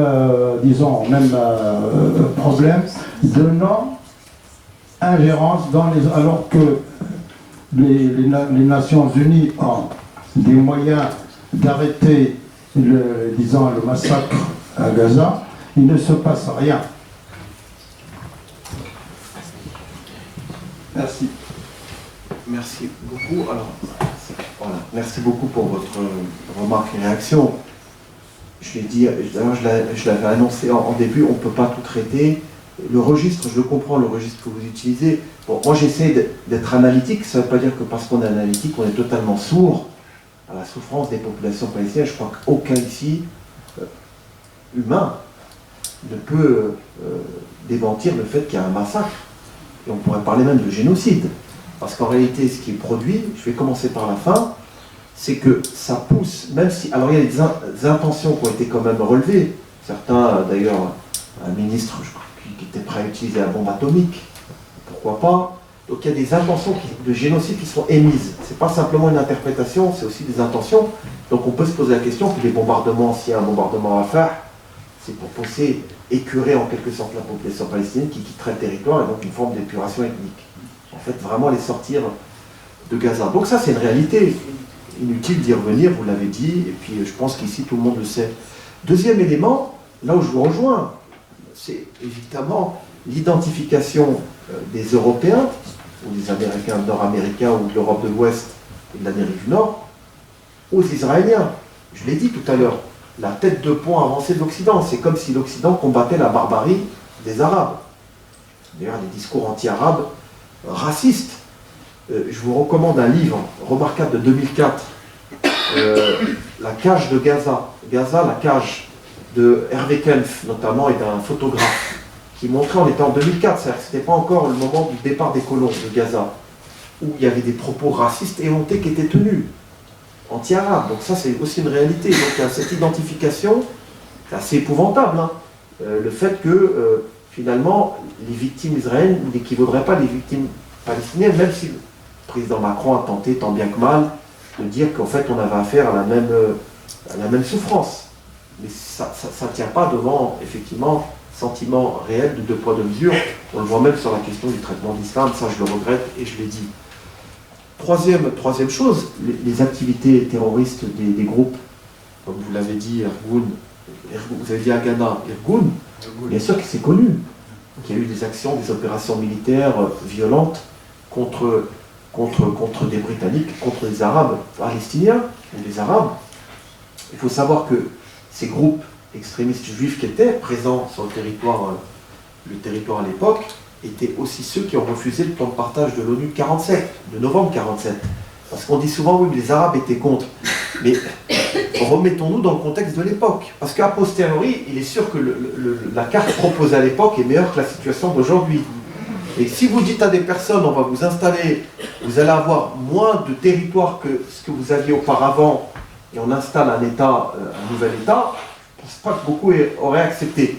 Le plus intéressant, c'est qu'en face, vous aviez les héritiers de Jabotinsky, hein, de la droite israélienne, la naissance de la droite israélienne, qui étaient hostiles également à ce plan de partage parce qu'ils étaient dans une vision maximaliste.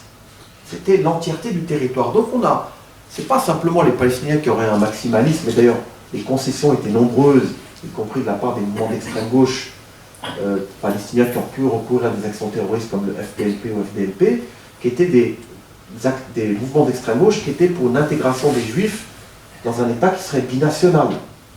Donc même des revendications qui aujourd'hui paraissent irréelles étaient contenues dans un certain nombre de revendications de l'extrême gauche. Donc oui, il y a des crimes de guerre qui sont commis, il y a des crimes de guerre qui ont été commis sans doute le 7 octobre, et il y a des crimes de guerre actuels en cours et terribles vis-à-vis des Palestiniens. Et le silence assourdissant est interrogeable à bien des égards. Et ça, je suis d'accord avec vous. Encore une fois, je pense, au risque de me tromper, que la plupart, j'espère, d'entre vous sont lucides sur cette réalité et ce traitement, parce que nous parlons depuis la France, qui est notre pays.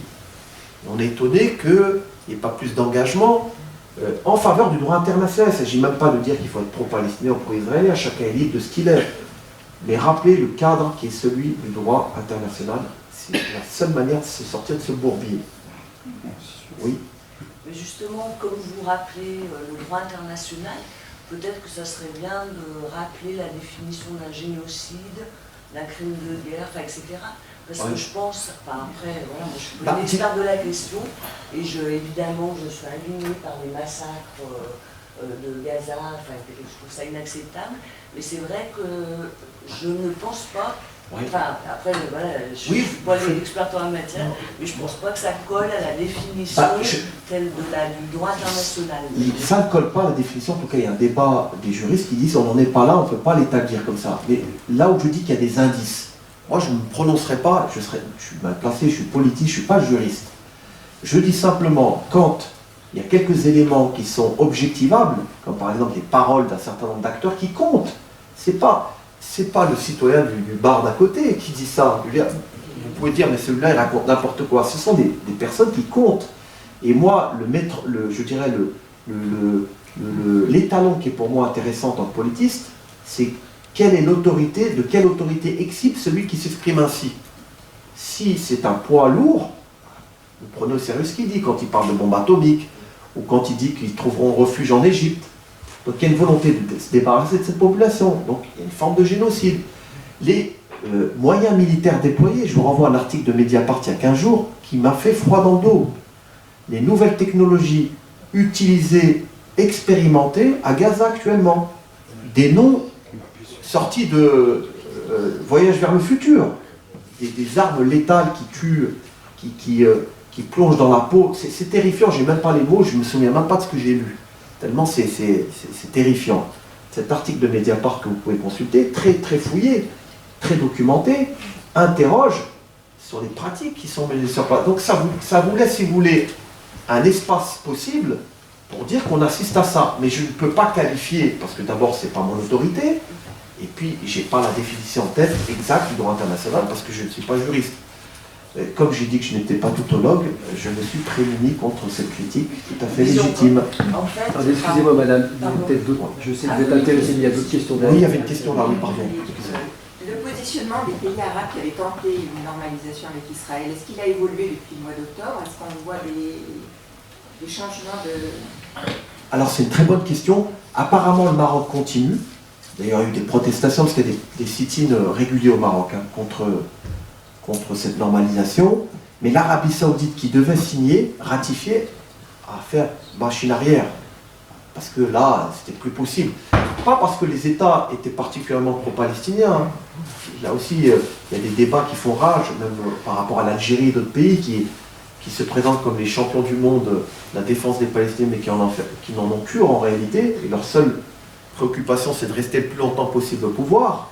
C'est aussi malheureusement cette réalité qui domine, c'est les populations et les sociétés civiles qui s'invitent à l'agenda international et qui font bouger les gouvernants. Ce qui explique que l'Arabie Saoudite est marquée un temps d'arrêt par rapport à la normalisation. Juste une réaction pour prolonger mon propos tout à l'heure. Est-ce qu'on est concerné par ce qui se passe en Palestine, en Israël? Vous avez évoqué l'histoire de la bombe atomique. Il ne faut pas oublier que Israël est doté de la bombe atomique avec la complicité du gouvernement de la SFIO. En 1954, un jeune, Shimon Peres, est venu chercher les plans de la bombe atomique pour la développer contre le nationalisme arabe. La France voulait punir le monde arabe et à l'époque singulièrement l'Égypte pour l'aide qu'elle accordait aux nationalistes pour avoir leur indépendance en Afrique du Nord notamment. Voilà.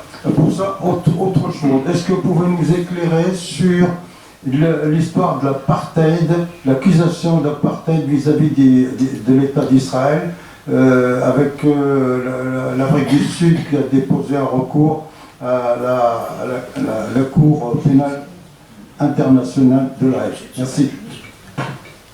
Merci. Alors sur la question d'apartheid, il y a plusieurs positions là-dessus. Bon, il y a eu le rapport d'Amnesty International qui a produit un rapport assez conséquent sur ce crime d'apartheid, ou en tout cas cette accusation d'apartheid, qui a des arguments rationnels qui sont tenables. Je pense à un argument qui peut se discuter, c'est le fait que finalement les attributs de souveraineté des Palestiniens n'existent pas. Quand on dit que Gaza était libéré en 2005, donc les colons ont quitté Gaza, je vais donner cet exemple qui peut montrer qu'il y a une forme d'apartheid, de séparatisme voulu et contrôlé, dans ce sens-là. Parce que certains juristes disent qu'on n'est pas exactement dans la même situation que l'Afrique du Sud. Ce n'est pas exactement des situations similaires, parce que c'est un État constitué unitaire, contrairement au territoire palestinien et Israël. Mais là où ça peut recevoir, je dirais, une explication qui cautionne cette accusation. Vous prenez Gaza, en fait, les Palestiniens sont privés de souveraineté terrestre, qui ne peuvent pas sortir comme ils veulent, désert. Encore moins, il y avait un aéroport à Gaza qui n'existe plus depuis fort longtemps, exactement, qui a été bombardé, et puis les mers. Donc il n'y a pas de souveraineté, donc il y a une privation de liberté, c'est clair. Et puis même parfois, c'est le parcours du combattant pour ceux qui veulent quitter Gaza pour aller en Cisjordanie. Deuxième élément qui montre qu'il y a un apartheid, c'est la question même de la présence des Arabes israéliens. Donc on l'a dit tout à l'heure, ce n'est pas des droits équivalents, surtout avec la loi fondamentale de 2018, qui conditionne la judaïté de l'État et qui réserve un statut spécial à l'arabe, à la langue. Donc ce qui montre bien que vous n'êtes pas exactement comme nous, et vous êtes même une cinquième colonne. C'est un discours qui est tenu par les messianistes. Il n'est pas loin de tenir ce discours, Netanyahou. Et puis vous avez la Cisjordanie, on l'a dit, complètement morcelée, 500 à 600 000 colons, avec des colons qui agissent. Alors là, il y a des sanctions apparemment qui ont été prises par les États-Unis, par certains Européens, les Anglais qui ont été les plus forts, sur la condamnation de certains colons qui pratiquent des violences contre des Palestiniens. Mais ça continue. Et puis il y a un isolement total. Et il faut savoir que même les accords d'Oslo de 93, qui étaient largement favorables à Israël, je le dis quand même, il y avait un début de quelque chose pour les Palestiniens, mais en réalité, il y avait eu 3 zones qui avaient été définies A, B, C. Quand vous regardez le pourcentage, le ratio, les Palestiniens n'étaient pas logés à la même enseigne, c'est le moins qu'on puisse dire. Et donc pendant qu'on libérait Gaza aussi en 2005, la colonisation reprenait de plus belle et était accélérée en Cisjordanie. Donc vous connaissez l'expression, parfois des proverbes valent mieux que des explications longues. Habiller Paul pour déshabiller Jacques, à moins que ça soit l'inverse, c'est un peu ça, c'est-à-dire je donne d'une main ce que je reprends de l'autre. Oui. Dans la continuité de ce que vous venez de dire, avec les colons qui s'installent progressivement en Cisjordanie, moi je m'interroge sur le fait que l'histoire, comme vous l'avez dit, elle ne commence pas le 7 octobre, mais c'est la conjoncture d'un certain nombre d'événements. L'armée israélienne est une des plus fortes armées du monde, notamment en ce qui concerne le Moyen-Orient, tout au moins. Ils ont des services de renseignement qui sont extrêmement développés.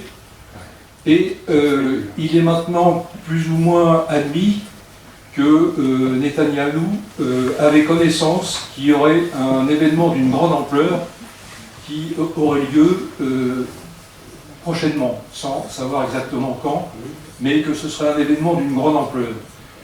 Ils ont d'ailleurs eu des informations sur un certain nombre de choses qui se passaient, qui mettaient en évidence qu'il y avait des préparatifs qui étaient en cours.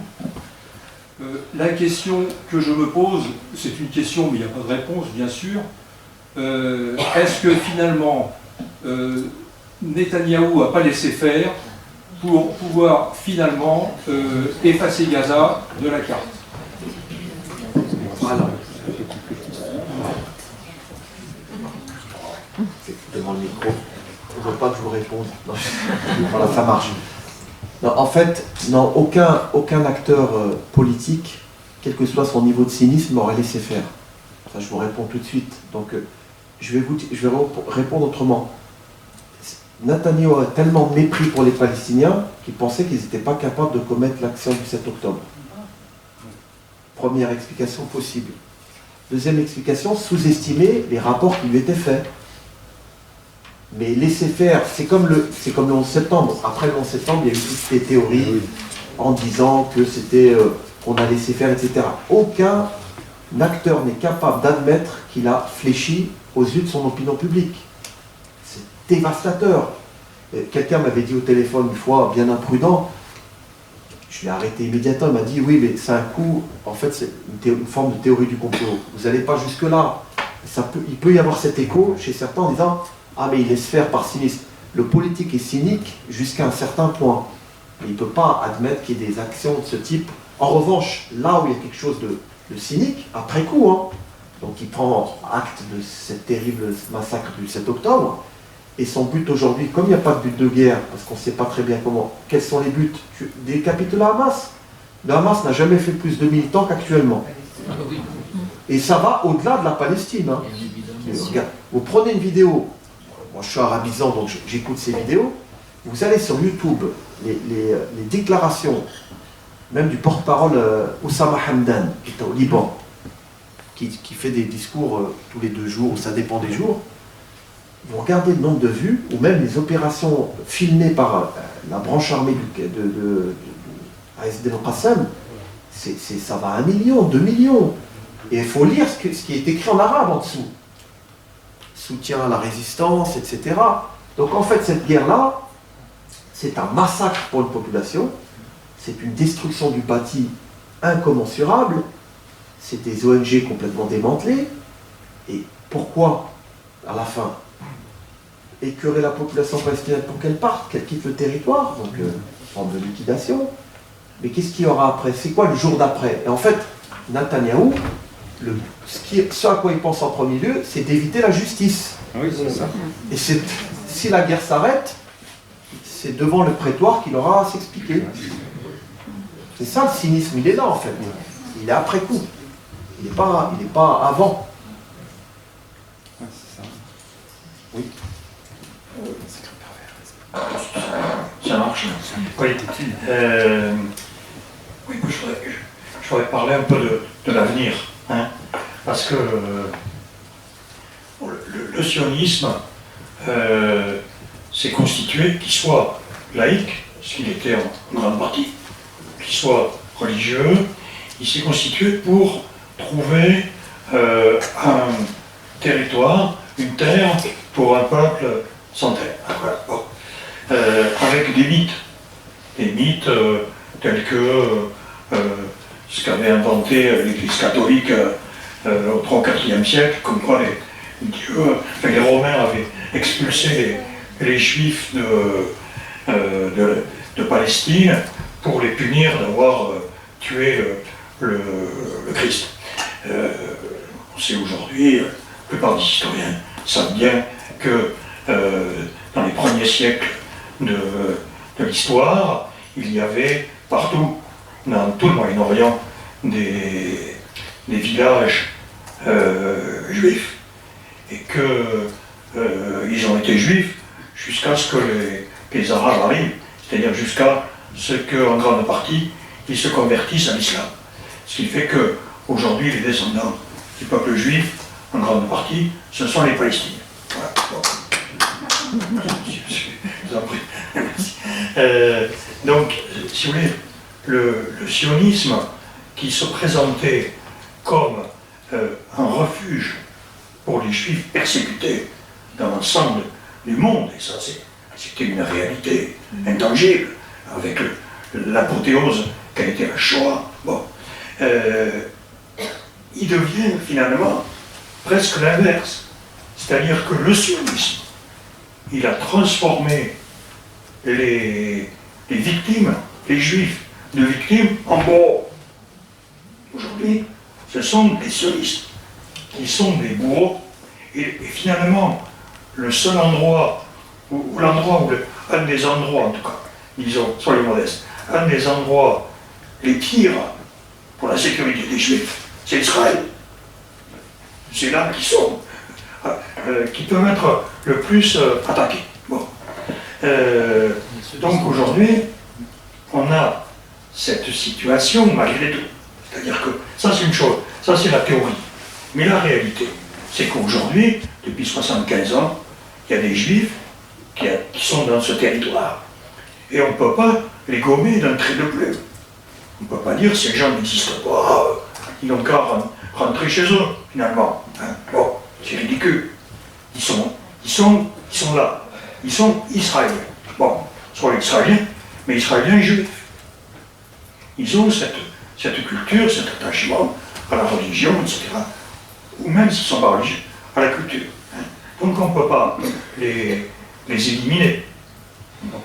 Donc, dans ce cadre-là, ce qui se passe aujourd'hui, c'est que Netanyahou, lui, il va à l'extrême du sionisme.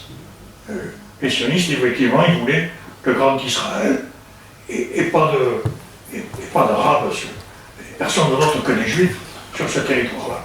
Donc, l'objectif de Netanyahou, à part, bien sûr, son sort personnel, ça c'est ce qui est clair, comme vous disiez, c'est d'expulser les Arabes de Palestine.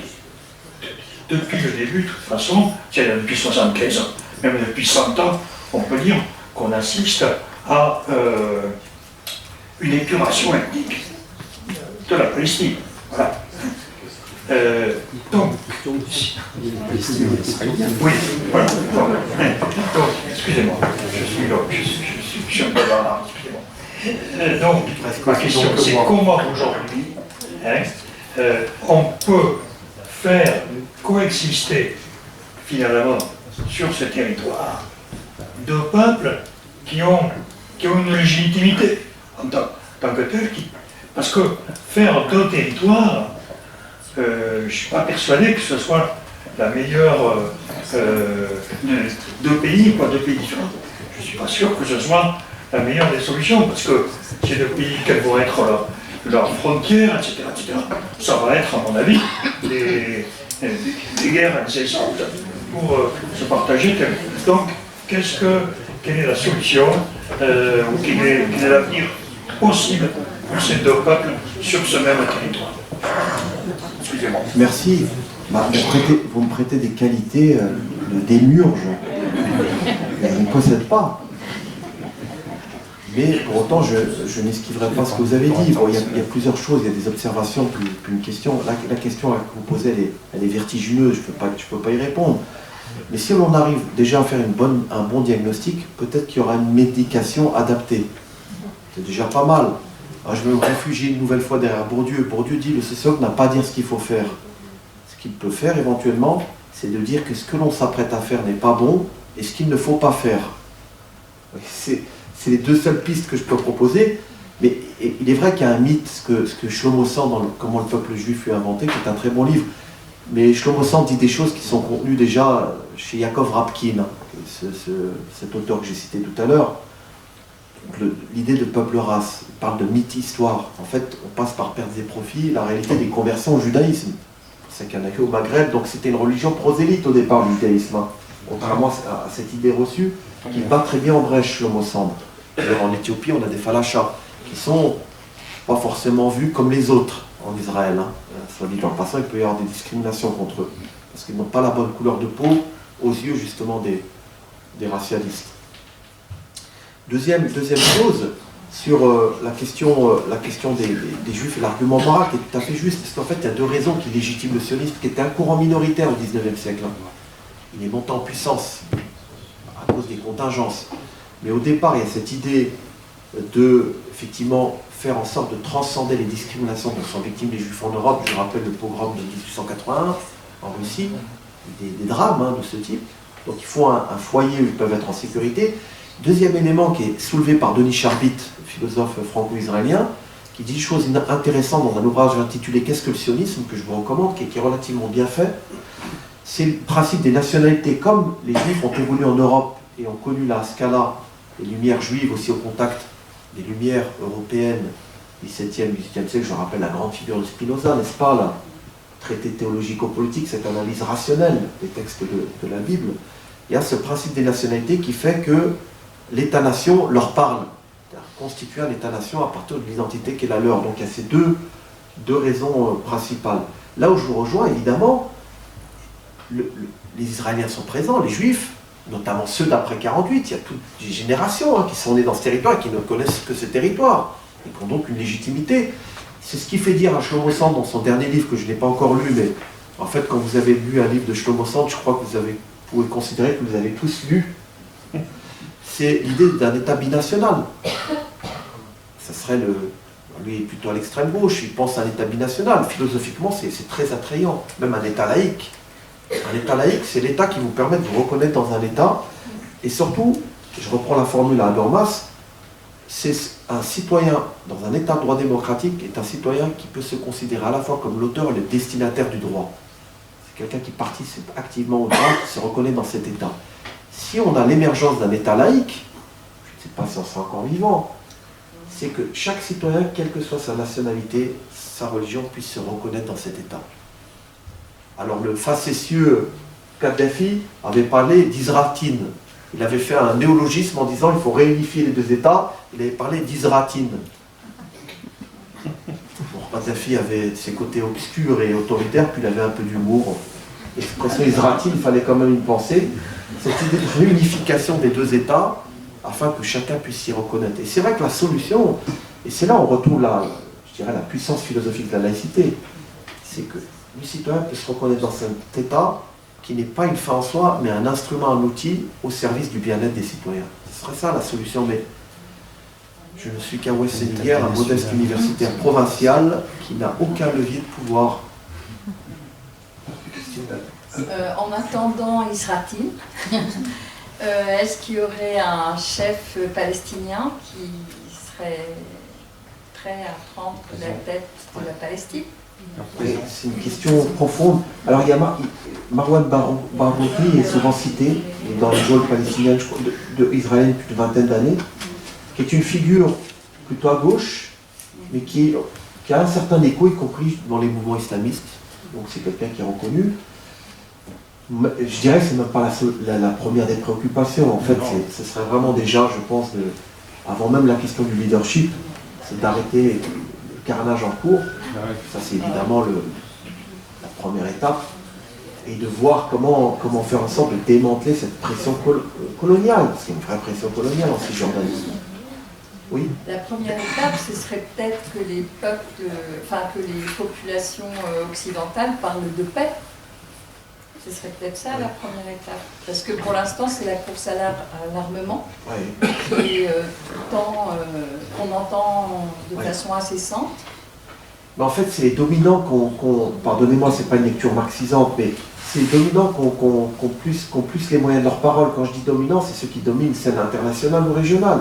Ceux qui ont du pouvoir unifiant, c'est les États-Unis. On peut le regretter, mais c'est comme ça. Et puis Israël qui est un État constitué. Je veux dire, c'est un État qui est reconnu. Donc l'initiative doit venir de ceux qui dominent le jeu. c'est pas de ceux qui subissent le joug. Donc on ne peut pas demander plus aux Palestiniens, ça ne veut pas dire qu'ils n'ont pas de responsabilité potentielle dans un dessein politique, mais la responsabilité incombe davantage à ceux qui ont plus d'atouts, si vous voulez, plus de cordes à leur arc. Et ceux qui ont des atouts à leur arc, c'est l'Union européenne, ce sont les États-Unis, c'est Israël. Elle n'a pas d'arc, l'Union européenne. Oui, Elle a des flèches. oui, pour prolonger la question de l'après, après la destruction de Gaza, je vous soumets un jugement que je tiens de l'histoire, à savoir l'histoire de l'impérialisme romain. Du temps de Rome, la puissance romaine, elle avait une rivale qui s'appelait Carthage. Et les sénateurs romains, quand ils prenaient la parole au sein du Sénat, finissaient tous leur discours par le mot suivant: je pense qu'il faut détruire Carthage. Tous les sénateurs disaient: je pense qu'il faut détruire Carthage. Eh bien, Carthage a été détruite, mais n'empêche que cette destruction portait en germe la fin de l'Empire romain. Il arrivera la même chose à Netanyahou et aux Israéliens s'ils ne prennent pas garde qu'ils ont affaire à un peuple qui leur ressemble tant. Ethnologiquement, religieusement, ils ne pouvaient pas trouver meilleur pays pour cohabiter de façon digne et pérenne. Merci. Alors il y a encore une question, je crois. Si, là, ouais, monsieur. Je vais revenir à des choses beaucoup plus terre à terre, à revenir sur le 7 octobre. Pour moi, je suis à peu près d'accord sur parce que tout ce qui a été dit, et bien évidemment, ce qui s'est passé le 7 octobre, c'est une étape, c'est une des conséquences de tout ce qui s'est passé avant, et avec des responsabilités partagées, à des niveaux différents, bien évidemment. Par contre, vous avez dit que l'Occident, globalement, n'a pas assez condamné Israël et n'a pas mis la pression sur Israël. Je suis assez d'accord aussi. Personnellement, je suis même surpris qu'on n'ait pas entendu suffisamment ce qui se passait à Gaza et dans les territoires de Cisjordanie bien avant, parce qu'on sait la souffrance que ça représentait pour les Palestiniens. Par contre, le 7 octobre est une horreur, une véritable horreur. Et si ça avait été, je pense que si ça avait été plus largement condamné, et condamné sérieusement, l'opinion internationale, occidentale essentiellement, aurait réagi différemment et aurait pris en compte les conditions dans lesquelles Israël a réagi. Et quand je dis Israël, j'ai du mal de parler d'Israël, parce qu'en fait c'est surtout Netanyahou et sa bande. Et en fait, comme vous l'avez dit, enfin, vous ne pouvez pas le dire, mais c'est clair que s'il y avait eu quelqu'un d'autre à la tête d'Israël, il aurait réagi par rapport au 7 octobre. Et jamais comme Netanyahou l'a fait.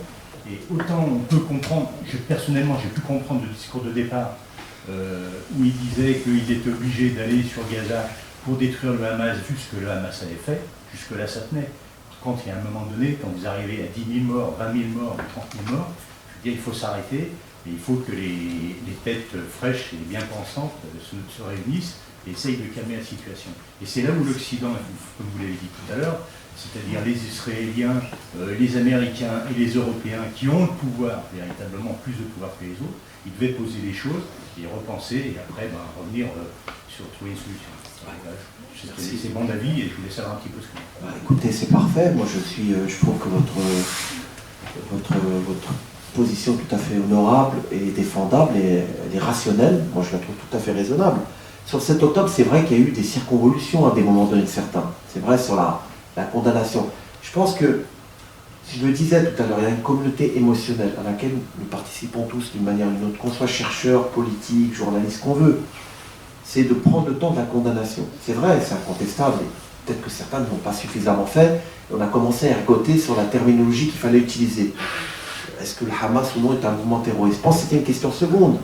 Moi, ce que je dis dans cette affaire, d'abord, il faut compatir à la tragédie des victimes civiles, qui en plus étaient de gauche généralement. C'est C'est terrible cette histoire. C'est pas par hasard qu'ils avaient sorti l'armée à Israël. C'est terrible.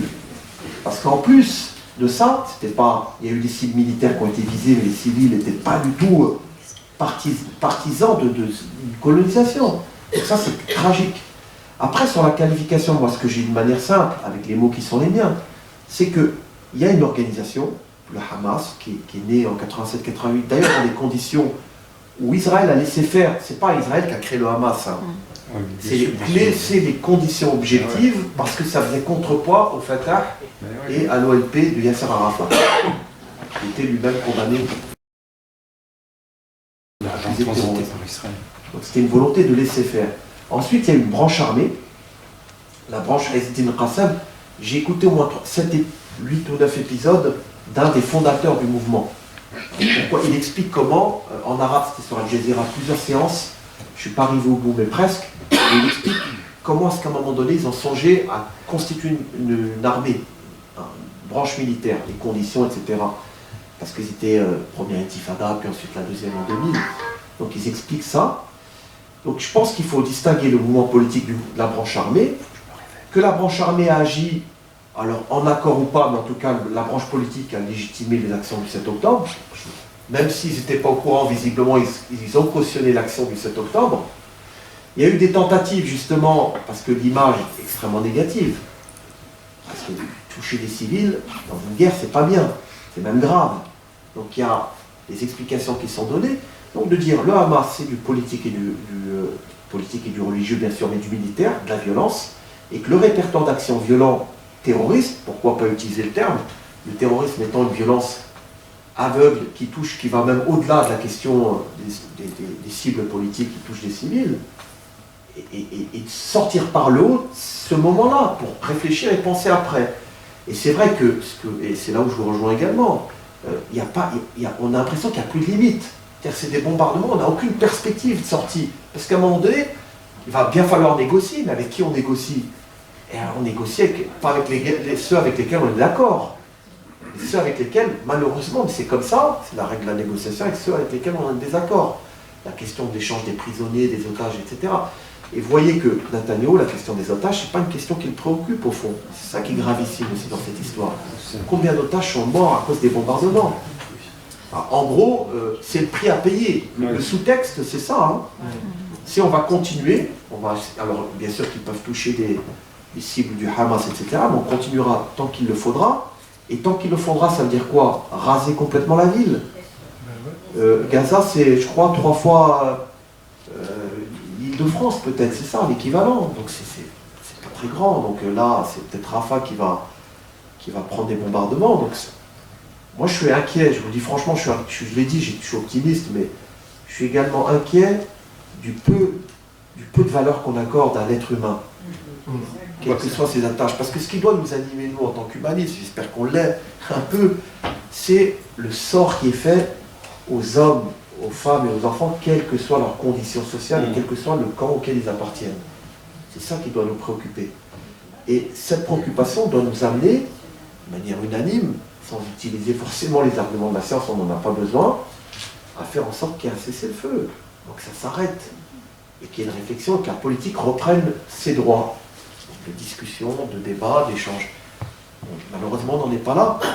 Tout à l'heure, j'ai oublié de citer, mais Leibovitz, cette grande figure philosophique du judaïsme, il a cette formule que je trouve remarquable. Il dit « Je suis sioniste jusqu'en 67 ».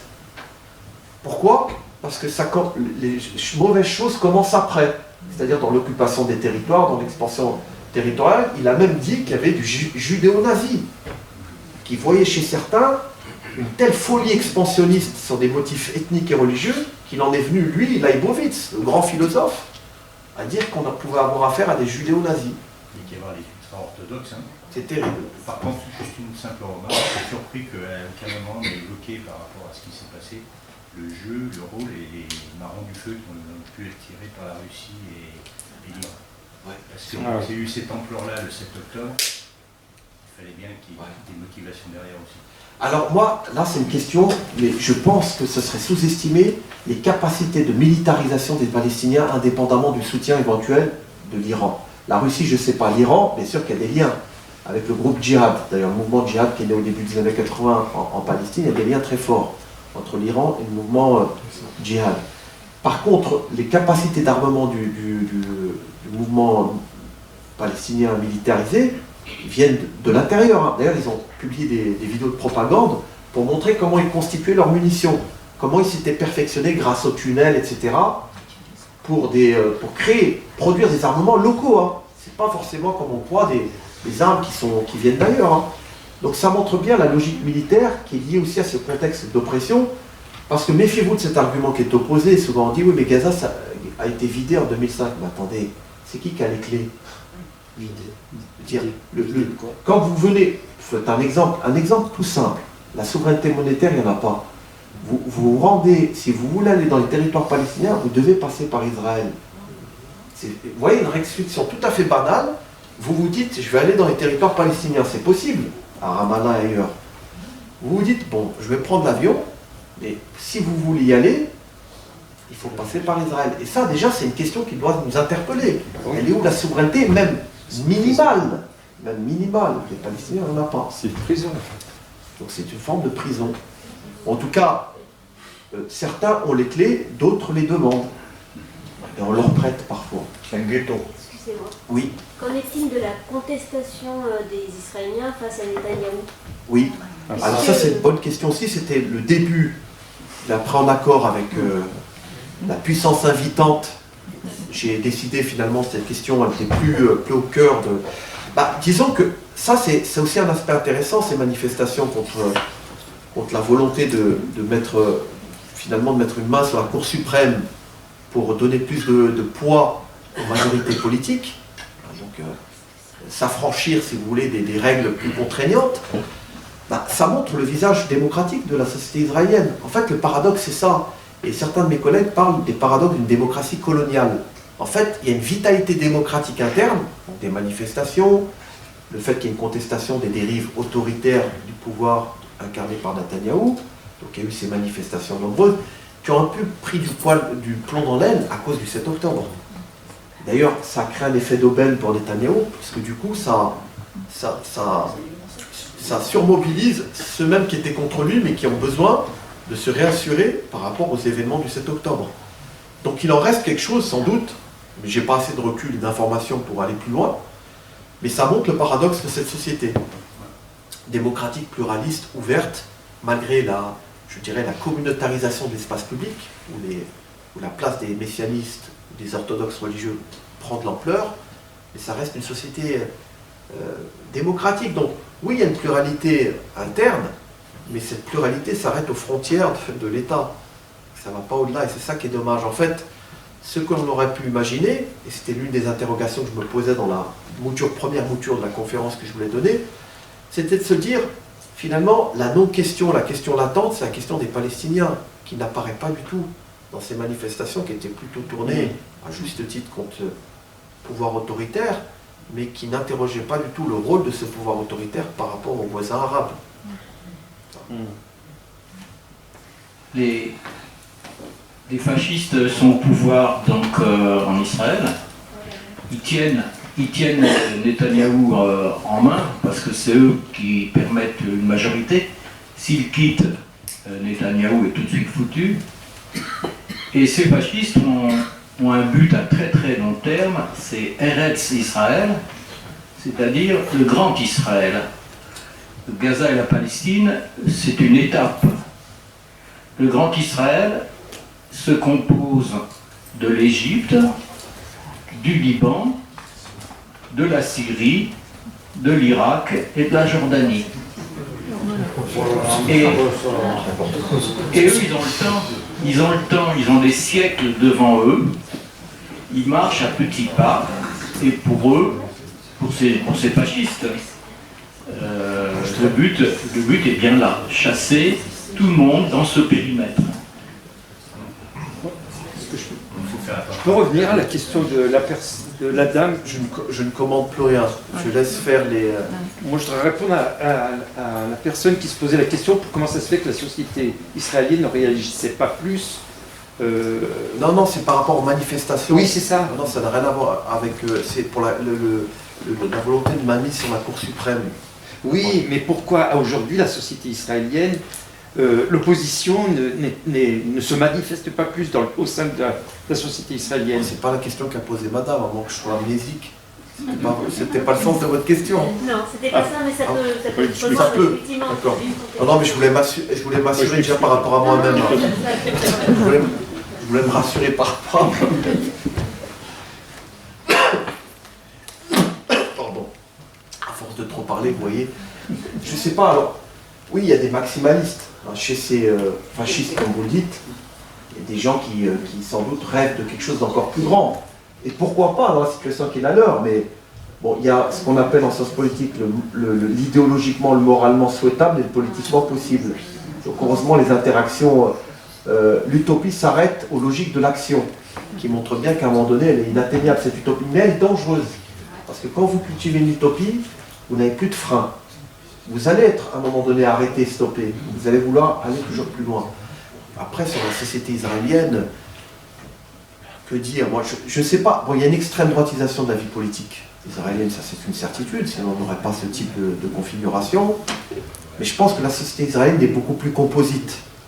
Je ne sais pas comment la juger, c'est-à-dire si elle est plutôt favorable au droit. Vous voyez? Moi, en résumé, j'ai entendu tout à l'heure sur C'est dans l'air, l'état émotionnel est tel dans la société suite au docteur. Ah, vous avez écouté C'est dans l'air avant de venir m'écouter. Non, l'état émotionnel, je peux comprendre. Ce que je t'ai dit n'est pas en l'air. Enfin voilà, c'était une clé de... Ah oui, bien sûr que l'émotion elle est tellement forte. Mais dans les situations de crise, vous solidarisez malgré vous les groupes qui étaient hostiles. Bien sûr, absolument. Une dernière question. Il y a quand même des mouvements de jeunes qui refusent d'aller faire l'armée. Absolument. Il y a quand même des choses il y a des résistances, oui, certainement. C'est pour ça que je dis qu'elle est composite, cette société. Mais je ne pourrais pas l'évaluer vraiment, parce que je n'ai pas les moyens. Une dernière question, si vous voulez bien. Oui. Il veut les sauver jusqu'au bout. S'il y a quelqu'un d'autre, c'est une C'est réflexion. gentil, merci à vous, parce que vous êtes déjà beaucoup intervenu, mais vous savez que vous intéressez au sujet. Non, je vais essayer d'être bref.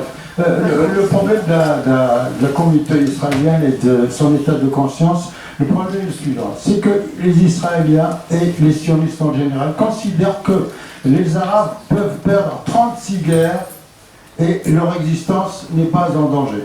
Alors que Israël, s'il n'a perdu qu'une seule, son existence s'en est finie. Ça, c'est le dogme primaire de l'opinion publique. J'ai des amis juifs, etc., qui sont contre, qui sont anti-sionistes, qui sont pro-palestiniens, mais malheureusement, dès qu'il y a un conflit armé, ils se taisent. C'est-à-dire qu'ils considèrent qu'il ne peut pas y avoir des voix dissonantes alors que l'existence d'Israël en temps de guerre est vitale. Voilà. Merci. C'est des questions, ils veulent vraiment me... Allez, dernière question, voilà. Ce sera la dernière, toute dernière. Alors, moi, en fait, je m'interroge, après, peut-être à tort, sur l'utilisation qui est faite sans arrêt, là, par du mot sioniste. Oui. Et j'aimerais bien que vous fassiez une mise au point. Et il me semble qu'il y a un abus de langage. Vous avez absolument raison, et je vais m'en référer à un grand classique, Maxime Rodinson. Maxime Rodinson, qui est lui-même une culture juive, un grand intellectuel, disait que l'antisionisme avait une raison d'être, l'expression, avant la création de l'État d'Israël, parce qu'il y avait une interrogation sur la légitimité de la création d'un État sur un territoire déjà peuplé. Mais ensuite, l'expression qui était la plus pertinente, c'était l'expression pro-israélien, pour éventuellement mettre à l'index ceux qui souhaitaient une expansion territoriale continue. Et pour éviter justement l'ambiguïté du terme sioniste. Parce que quand vous dites antisioniste dans certains espaces d'interaction, ça veut dire suppression de l'État d'Israël. Mais attention, ça ne veut pas dire que tout antisionisme est antisémite. Il y a dans des formes d'antisionisme de l'antisémitisme, comme parfois une distinction à faire entre les deux. Mais moi, l'expression que j'utilise justement pour éviter l'ambiguïté, c'est de parler maintenant de néo-sionisme. C'est-à-dire un sionisme qui est religieux mais radicalisé. Parce que je parlais tout à l'heure des trois types de sionisme culturel, religieux et politique. Aujourd'hui, on a un sionisme religieux radicalisé qui est au cœur de l'appareil d'État. Et c'est là où ça interroge.